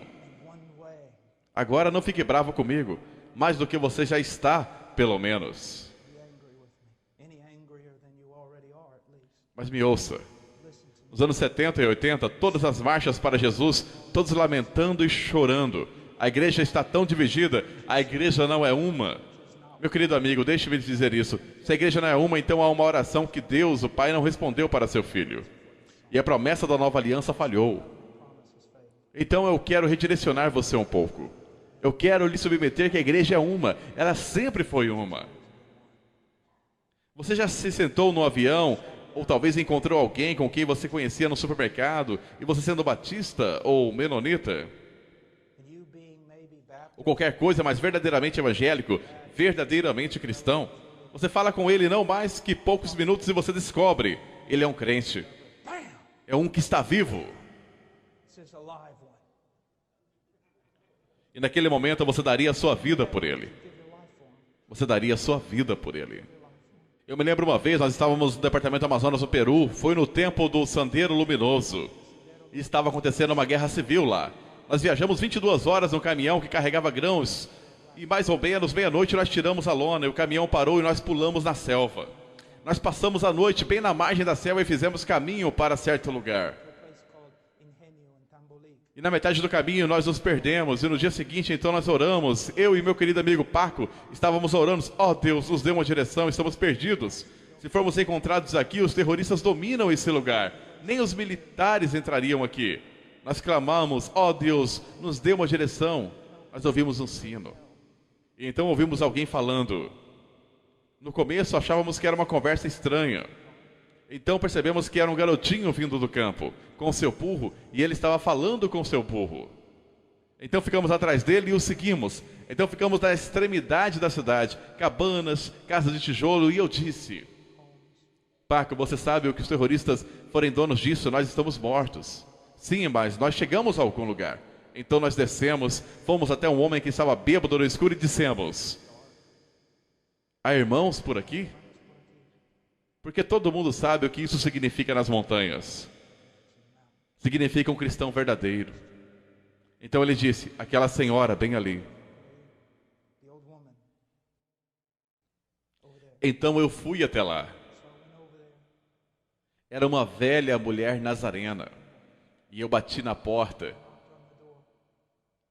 E eu disse, sou um pastor evangélico, por favor, me ajude. Aquela senhora saiu com uma lanterna, ela me agarrou, puxou-me para dentro, ela agarrou a paca e nos levou para baixo. Sua casa ficava em um tipo de precipício no meio da lama, e nos levou para o porão onde havia alguns fenos e galinhas e outras coisas, e ela nos fez sentar lá e ela aqueceu. Então chamou um garotinho, veio, e ela disse, vai chamar os outros irmãos, e eles começaram a trazer galinhas e yuca e tudo mais, arriscando suas vidas. Por quê? Porque somos um. Pare de dizer todas essas tolices que você está dizendo, que o corpo de Cristo está dividido, e que é uma bagunça, que está cheio de pecado. Eu não falaria da noiva de Cristo dessa maneira se eu fosse você. O que você tem é um monte de bodes e joio no meio das ovelhas.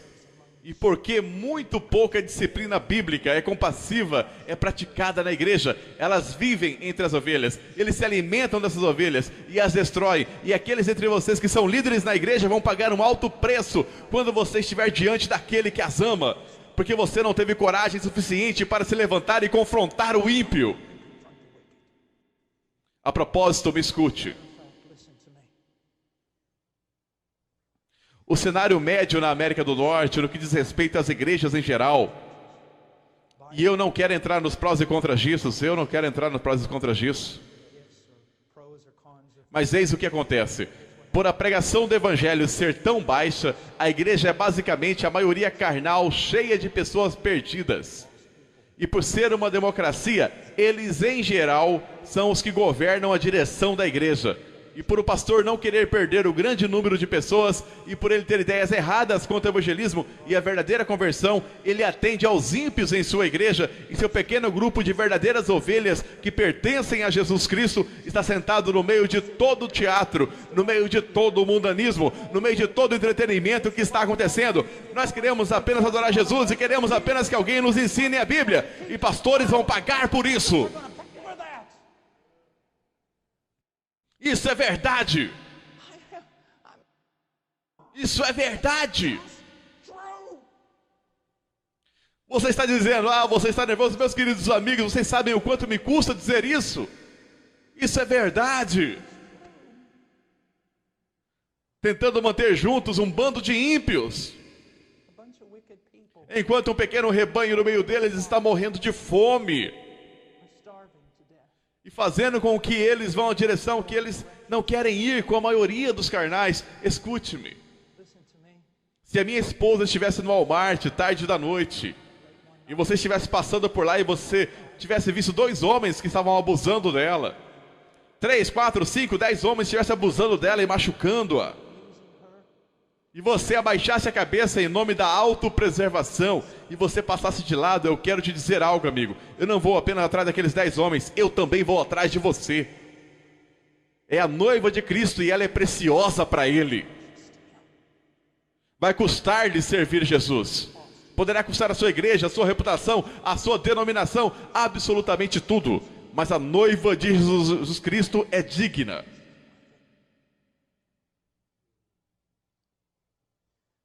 Veja o que diz, eu amo isso. Veja 39, e lhes darei um mesmo coração e um só caminho. E o que é esse caminho? É Cristo e é santidade. Todo verdadeiro crente que eu já encontrei falou muito de Cristo e tinha um desejo de ser mais santos do que já eram, mais conformados a Cristo. Veja, e lhes darei o mesmo coração, um só caminho, para que temam todos os dias, para o seu bem e o bem de seus filhos depois deles. Que grande texto é esse! Mas vamos agora. E farei com eles uma aliança eterna, de não me desviar, de fazer-lhes o bem. Agora, nós apenas lemos isso e muitas pessoas que são ímpias, que são perdidas, apenas vão à igreja no domingo, elas ouvem este verso e dizem, sim, Deus fez uma aliança eterna comigo, Ele nunca se apartará de mim, nunca, nunca, e estou seguro por causa da graça de Deus. Mas eles falham em ler a segunda parte. E veja o que diz: e farei com eles uma aliança eterna de que não se desviar de fazer-lhes o bem. E porei o meu temor nos seus corações, para que nunca se apartem de mim. Evidência de que Deus fez uma aliança eterna com você, Senhor, é que Ele colocou o temor de Deus em você, para que você não se aparte dEle. Se você se apartar dEle e Ele não te disciplinar, e você continuar se apartando dEle, esta é uma evidência que Ele não colocou o temor dEle em você. Você não foi regenerado, então você não tem aliança com Deus alguma. Isso é a verdade. A oitava acusação, e vamos nos apressar nisso. Sei que isso é um mal entendido hoje, então vou defini-la. Uma falta de amorosa e misericordiosa disciplina eclesiástica. A maioria dos pastores evangélicos atualmente na América devem pegar Mateus 18 e arrancá-los das suas Bíblias. Você não pode fazer isso. Senhor, você tem que ficar com tudo. Muitos pastores, sua teologia fica para trás quando eles saem do seu escritório, do seu local de estudo. Eles são teológicos nas conversas, são teológicos nos seus escritórios, mas quando saem, eles administram a igreja por métodos carnais. E eu não sou um ancião na minha igreja e não estou lá há muito tempo, então posso dizer isso sem me gabar. Ela pratica disciplina eclesiástica. É uma igreja bem grande, cerca de 1000 pessoas. E eles estimaram ter salvo 30 casamentos nos últimos anos. Através de amorosa e compassiva disciplina eclesiástica, que não começa com excomunhão. Começa com vós que sois espirituais. Nós dizemos, eu sou tão amoroso, nós não podemos praticar disciplina, somos amorosos. Você é mais amoroso do que Jesus? Ele é quem ordenou isso. Sim, mas vai causar tantos problemas? Sim, vai. Talvez seja por isso que há muitos problemas entre a igreja e a cultura hoje. Porque não estamos confrontando a cultura. E não confrontamos a cultura simplesmente saindo e fazendo protesto para Hollywood. Nós confrontamos a cultura obedecendo a Deus. Noé construiu a arca e condenou o mundo. Você não precisa ter a faixa de protesto, só ande em obediência e o mundo irá te odiar. Meu querido amigo, ora, se teu irmão pecar contra ti, vai e repreende-o. Entre ti e ele, se te ouvirtes, ganhaste a teu irmão. Que coisa maravilhosa. Mas se não te ouvir, leva ainda consigo 1 ou 2, para que pela boca de 2 ou 3 testemunhas, toda palavra seja confirmada. Não que esses caras estejam do seu lado, eles não vão ouvir e julgar. Talvez teu irmão não esteja em pecado, talvez você seja crítico demais e legalista. Ouça, e se não os escutar, diz eu à igreja, e se também não escutar a igreja, considera-o como um gentil e publicano. Meu querido amigo, eu creio que precisamos ouvir isso. Podemos começar obedecendo a Deus e nos disciplinando. Ou podemos deixar que Deus o faça por nós. E talvez a hora venha e é chegada em que isso vai acontecer.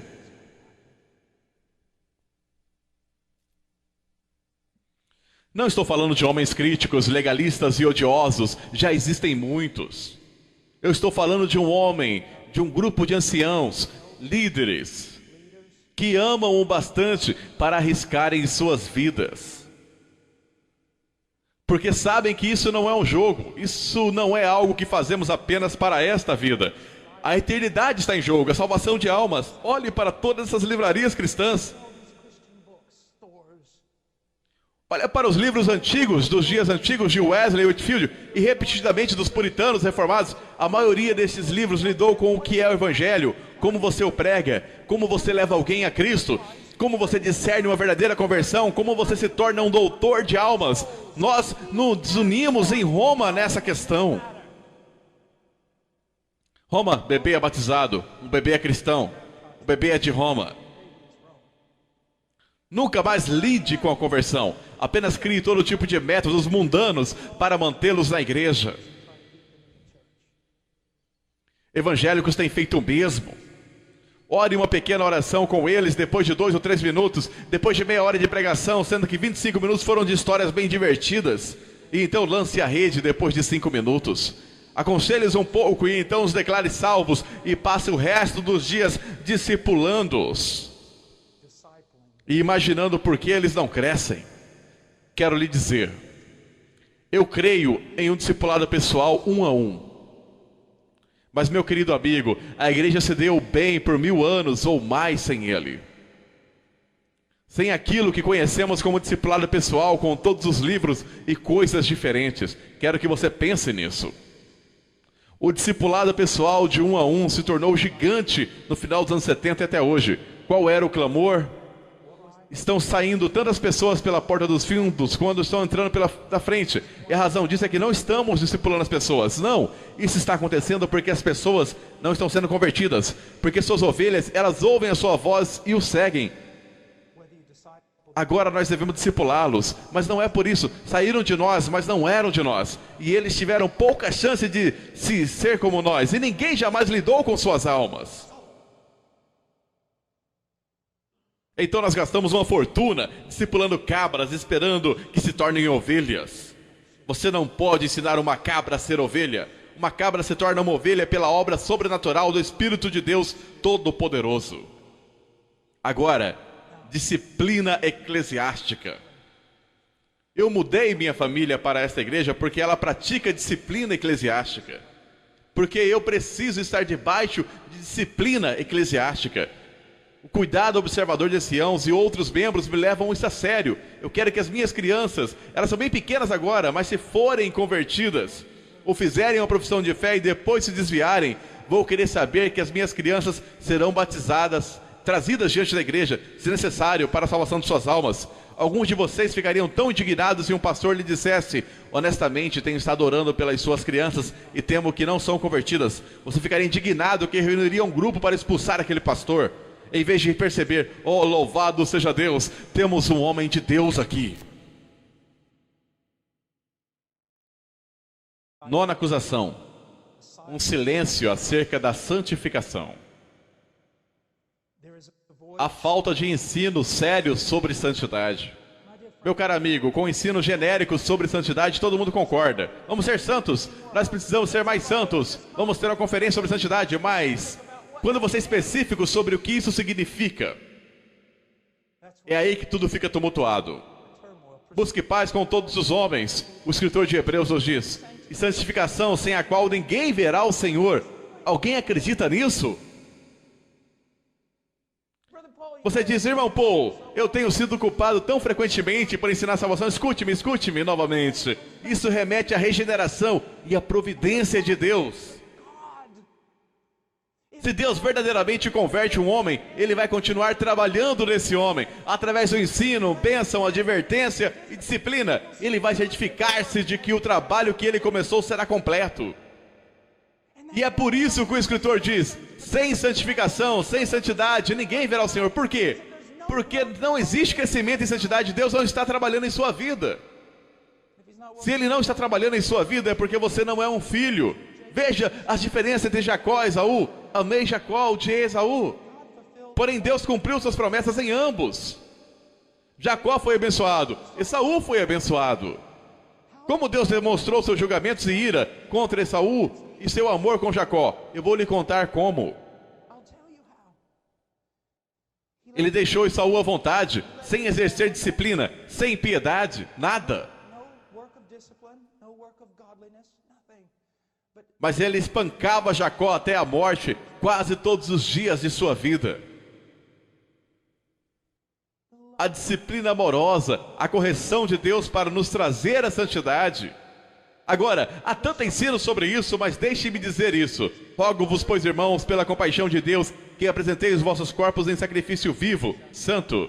Romanos 12:1 continua no segundo. Seus corpos, por que ele diz corpo? Eu acredito que para evitar toda essa super espiritualidade.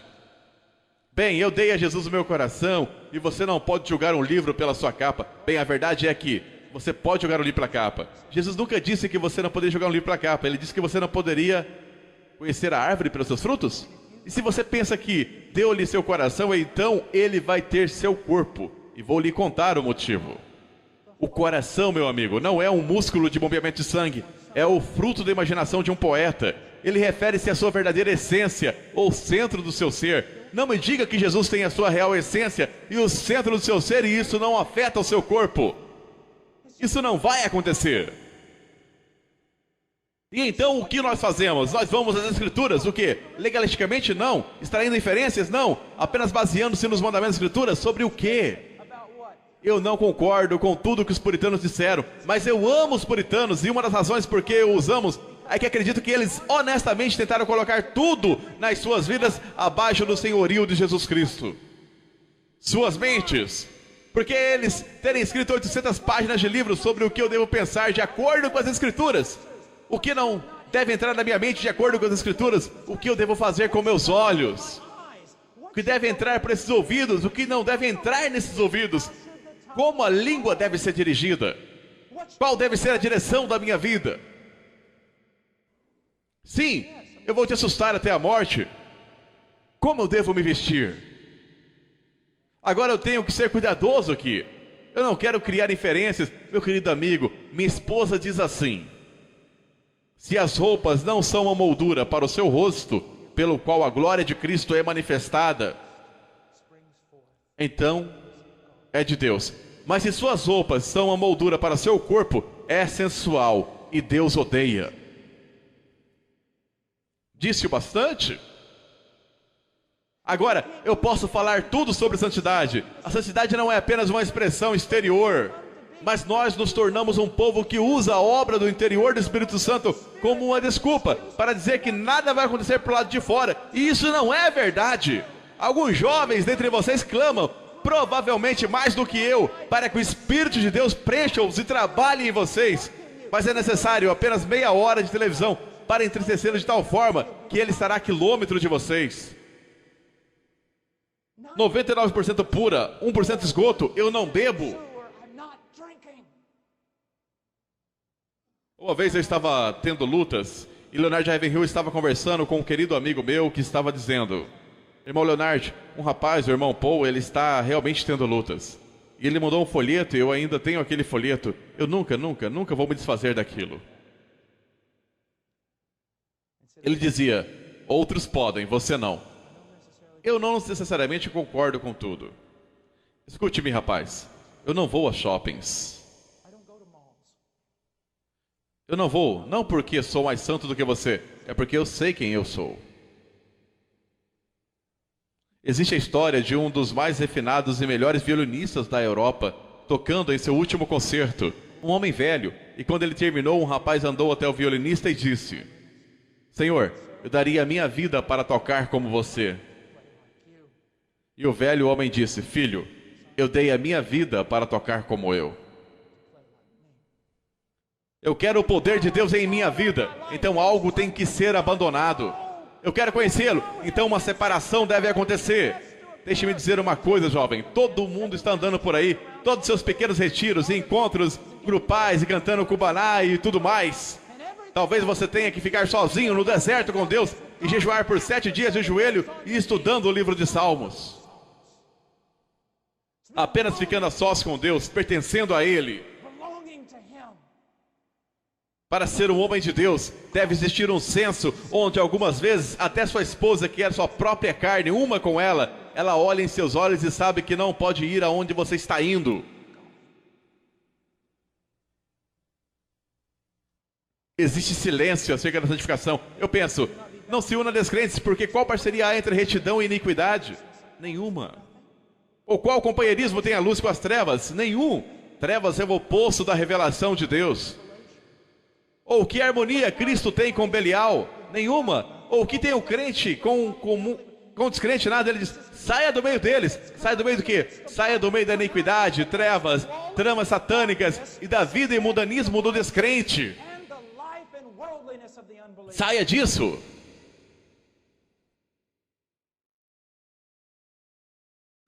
Eu tenho uma 10ª acusação e esta é muito importante para mim. Sendo um homem mais velho, com uma família jovem, eu não havia me casado até os 30 anos de idade. Minha esposa teve algo como um pequeno tumor cerebral nos primeiros anos e não podíamos ter filhos. E então, louvado seja Deus, uma criança nasceu. e depois outra, e depois outra, e depois, quem sabe, risos. A psicologia e a sociologia têm substituído as escrituras no que diz respeito à família. Meus queridos amigos, pastores e líderes, pensem nisto. Nossas igrejas, ou nossos cultos dominicais, melhor dito, são tão cosméticos. Apenas porque parece haver uma adoração bonita em um sermão que foi legal e as pessoas parecem movidas, isto não é evidência. Eu vou lhes dizer o que é evidência. A casa, os casamentos, as famílias. Juízes 17:6. Naqueles dias não havia rei em Israel, cada qual fazia o que achava direito aos seus olhos. Se eu converso com as pessoas, porque eu converso com várias, e encontro um homem de Deus que criou filhos reverentes a Deus, eu vou e me apego a ele.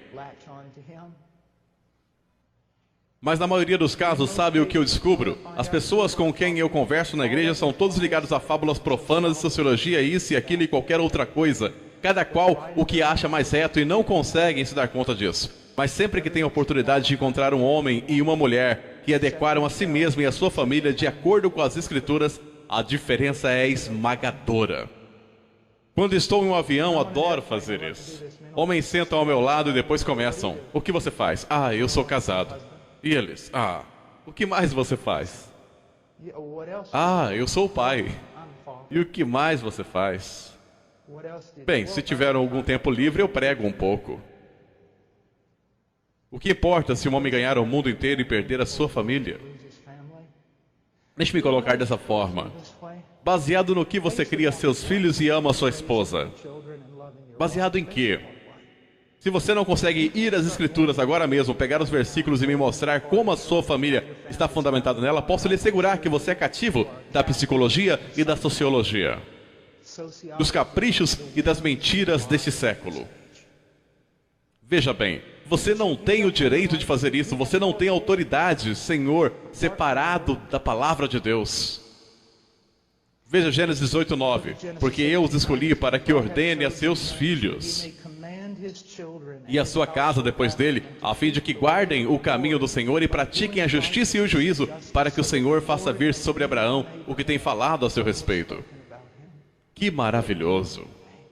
E preste atenção, Romanos capítulo 12, versículo 1 e 2. Bem, o versículo 2 nos conta que a vontade de Deus é perfeita. Então, sempre que lhe sobrevier a ideia, como um homem de Deus que estou sacrificando a minha família para o bem do ministério, vou lhe dizer que você é um mentiroso de cara lavada. Você está sacrificando a sua família pelo bem do pequeno reino que você está tentando construir.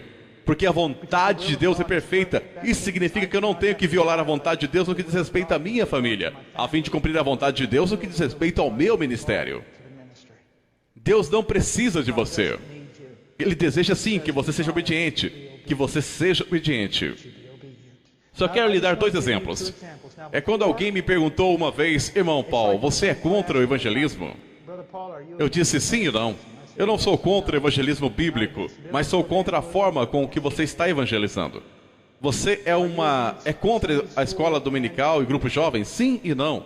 Quero lhe explicar uma coisa. Agora, por alguns de vocês, eu não vou ser suficiente. E para alguns, eu só quero usar essas 2 coisas para apontar o que está errado conosco. Escola bíblica dominical. Não importa de qual denominação você faz parte.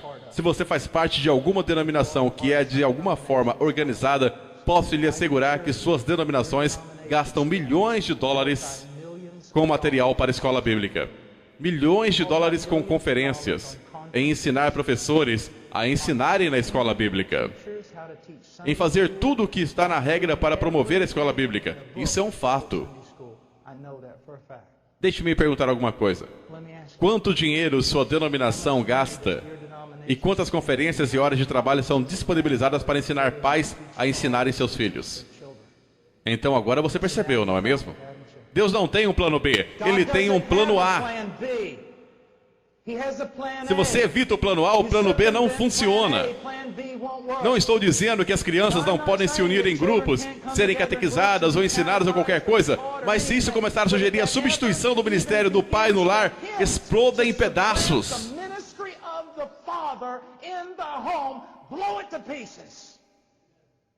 Entende o que estou dizendo? Olhe apenas para este pequeno exemplo. Tudo pela escola bíblica, tudo pela escola bíblica, mas há dificilmente uma conferência em todo o país para ensinar homens a educarem seus filhos. Na maioria das vezes, a escola bíblica não é nada mais do que entretenimento, pois o professor de escola bíblica não tem a autoridade para disciplinar seus filhos. E ainda que tivesse, não fariam, pois não acreditam nisso.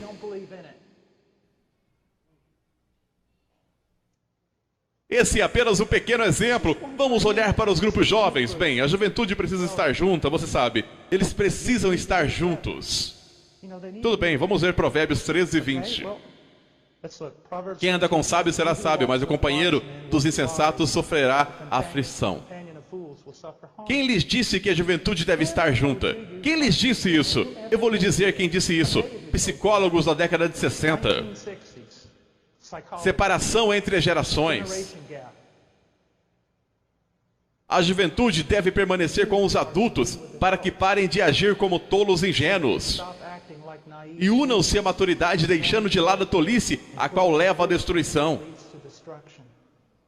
Não digo que vocês não podem reunir a juventude, mas caso façam, sugiro que tenham os pais junto a eles. E você diz, bem, e quanto à juventude perdida que chega à nossa igreja? Bem, o que eles estão vendo agora? A juventude perdida chega à sua juventude cristã na igreja e vê quase o mesmo que vê em sua própria casa.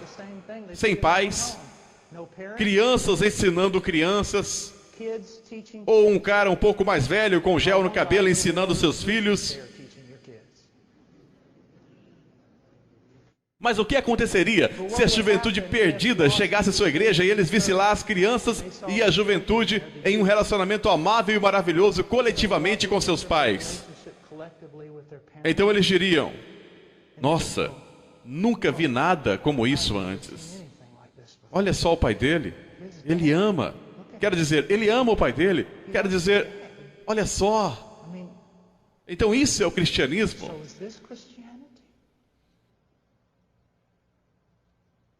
Veja, meu querido amigo, vamos dizer, eu não sou médico, mas um homem vem a mim com um sangramento na testa e diz, irmão Paul, já fui a todos os lugares e ninguém consegue diagnosticar o meu problema. Eu digo, bem, eu não sou médico, mas vou segui-lo por 24 horas.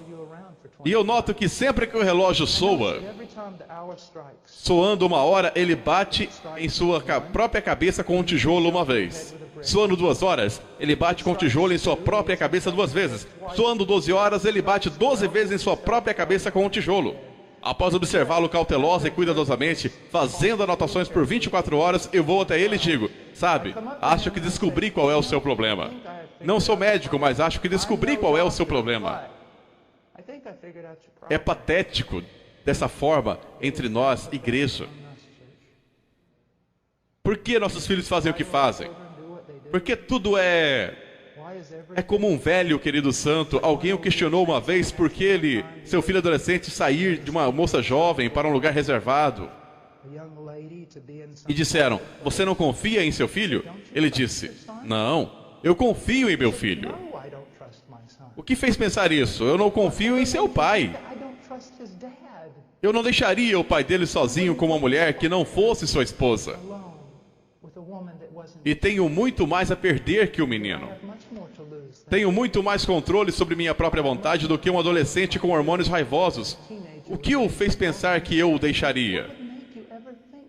Nós violamos princípios bíblicos após princípios bíblicos, após princípios bíblicos. E depois imaginamos por que está tudo uma bagunça. Apenas uma passada bem rápida comigo. Vocês sabem que quando eu digo bem rápido, estou falando em alegoria ou algo assim. Ai, ai. Vá até 1 Timóteo.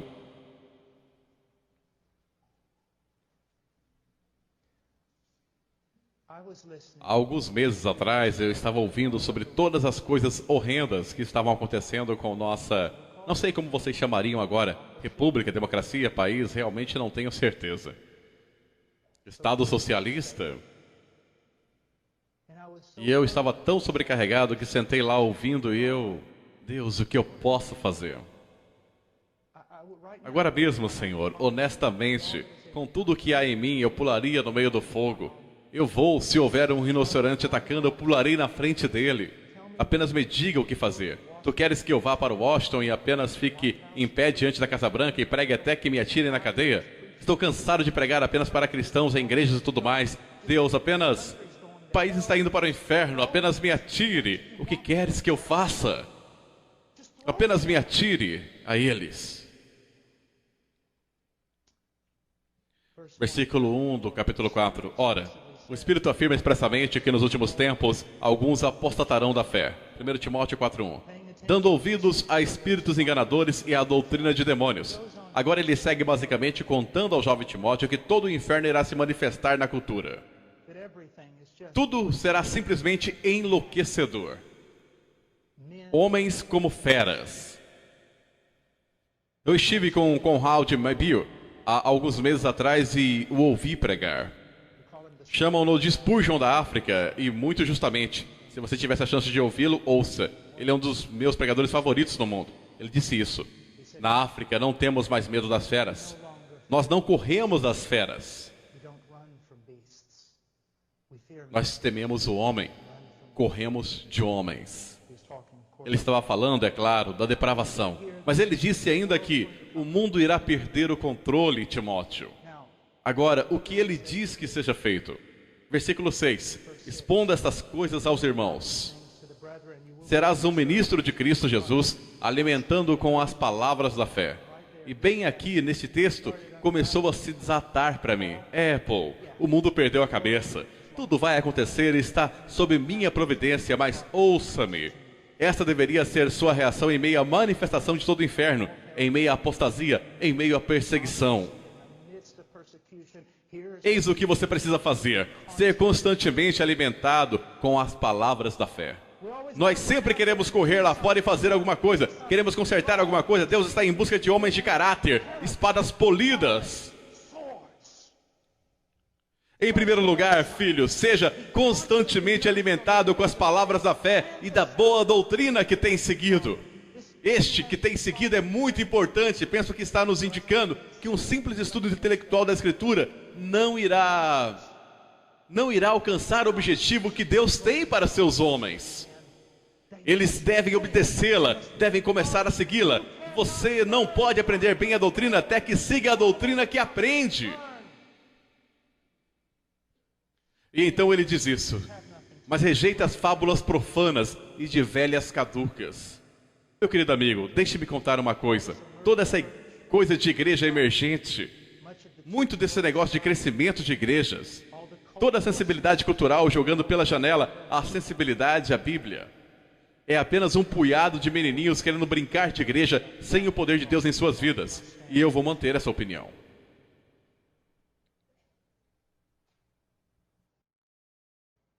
É um pouco menos que Davi tentando se ajustar à armadura de Saul. Pouco me importa. Quanto mais você confia no braço da carne, menos você verá o poder de Deus. Ele diz: exercita-te pessoalmente na piedade. 1 Timóteo 4:7. Homem de verdade, você quer avivamento? Eu também. Entretanto, nós precisamos de um exército. Se espadas poderosas, se espadas flamejantes, lanças, espadas e armamento cairão do céu para que nós lutemos, então precisamos ser o tipo de homens que possam arcar com tais coisas, manejá-las e lutar com elas com bom caráter. Devemos nos disciplinar pelo propósito da piedade. Jovens, disciplinem-se a orar. Disciplinem-se a leitura sistemática das Escrituras, de Gênesis a Apocalipse, diversas vezes. Diversas vezes. Disciplinem-se do seu discurso, disciplinem-se nas companhias que mantém, disciplinem-se no seu deitar e no seu levantar. Isso é uma guerra. Discipline-se. Jovens, posso lhe dizer uma coisa: a menos que você seja uma exceção, nascido na geração que você nasceu, se você tem menos de 30 anos de idade, aliás, até mesmo menos de 40, você provavelmente carece de disciplina, porque você nunca foi obrigado a trabalhar, você nunca teve que trabalhar por sua comida, e seus pais nunca o fizeram trabalhar tanto até seus ossos chorarem.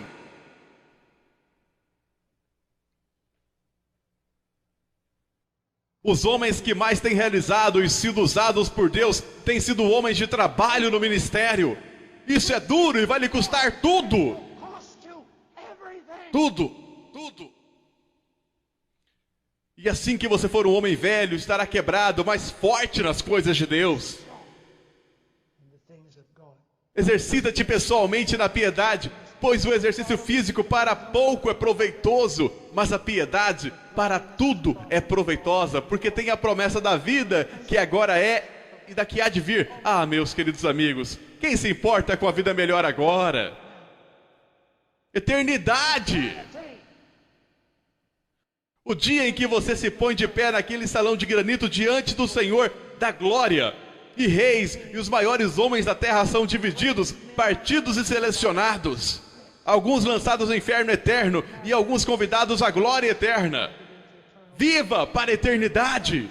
Esses atletas olímpicos, quão majestosos são, mas somente por um momento. Eles começam a treinar quando têm 4 ou 5 anos, mas eles trazem nada se não treinar até que tenham 22 anos. Correm por uma corrida de 9 segundos, por uma medalha que eles penduram, e é isso.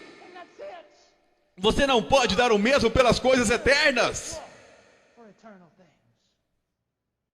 Alguns dos maiores homens de Deus são homens muito limitados em seus corpos.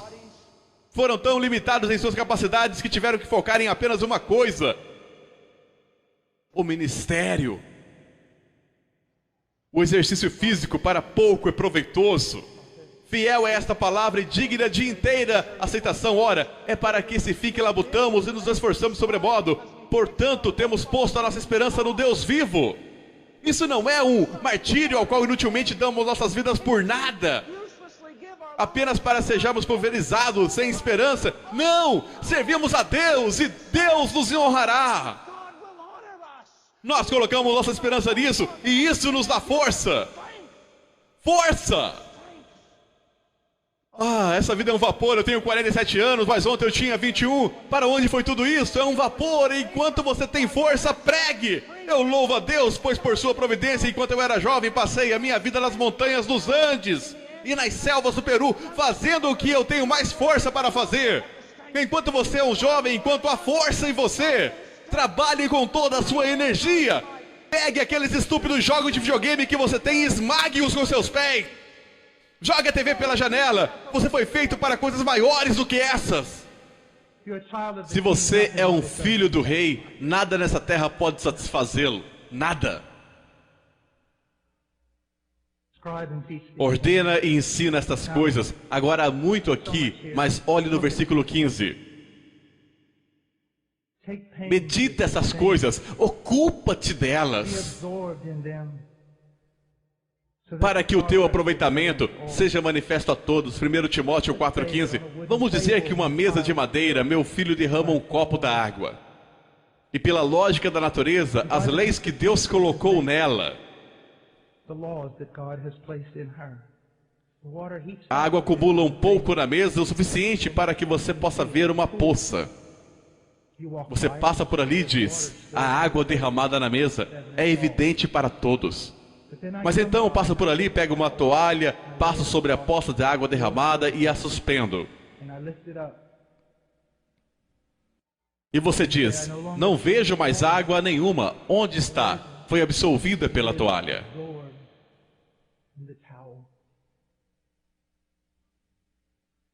Homens, vocês devem estar absolvidos nessas coisas de piedade e caráter.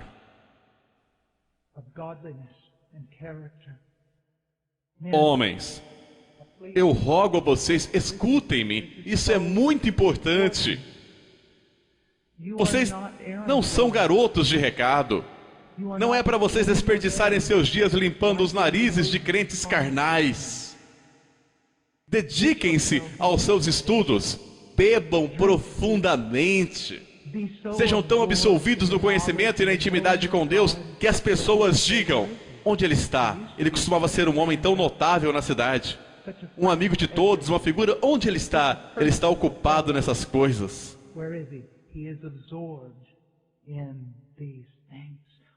Nós somos homens de Deus, somos ministros do Altíssimo. Deveria haver uma alteridade sobre nós. Deveríamos ter um olhar de contemplação em direção a um ganho distante. A maior coisa que podemos fazer pelo nosso povo é sermos homens de Deus, ocupados nas coisas de Deus, para que quando abrirmos nossas bocas, a palavra de Deus saia. Na igreja que frequento, Jeffrey Noblet é o pastor principal.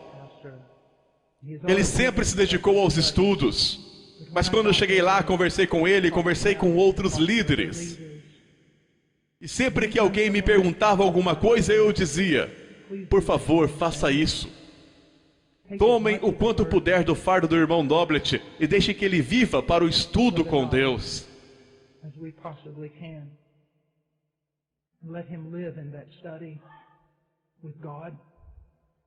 Pois eu tenho um filho aqui. E o maior presente que aquele homem poderia me dar é estudar para se apresentar aprovado e vir ao púlpito no poder do Espírito Santo e proclamar: assim diz o Senhor, corrigindo e repreendendo, anunciando grandes promessas e advertências. Por favor, façam isso por mim. Pastor, por favor, faça isso pelo seu povo, porque ele diz: tem cuidado de ti mesmo e da doutrina. Continua nesses deveres, porque fazendo assim salvarás tanto a ti mesmo como aos teus ouvintes. Vamos acabar logo com isso. Esse versículo significa quase nada na comunidade evangélica hoje. Quantos pastores e pregadores você pensa que tomam isso seriamente? Eu preciso ter cuidado de mim mesmo para garantir a salvação para mim e para aqueles que me ouvem. Eu tenho uma pergunta, pastor. Quando foi a última vez que você examinou sua própria fé, a sua própria vida, para ver se você realmente está na fé? Para ver se você realmente o conhece.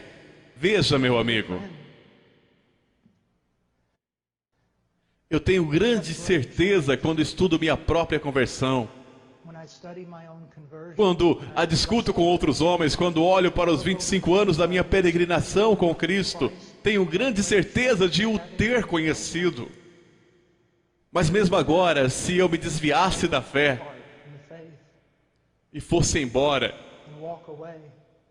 e continuasse naquela direção para a heresia e o mundanismo, essa poderia ser a maior das provas de que eu nunca o conheci, de que a coisa toda foi um trabalho da carne. Eu sei que eu estou dizendo, está sendo marcante para você. Você pensa: meu Deus, eu nunca ouvi tal coisa. Esse é o antigo caminho. Leia o Peregrino. Tem cuidado de ti mesmo e da doutrina. Persevera nessas coisas, porque fazendo isso, te salvarás tanto a ti mesmo como aos que te ouvem. Que Deus abençoe a sua igreja. Glória seja dada a Deus, Senhor. Obrigado pela oportunidade de fazer esse trabalho, Senhor.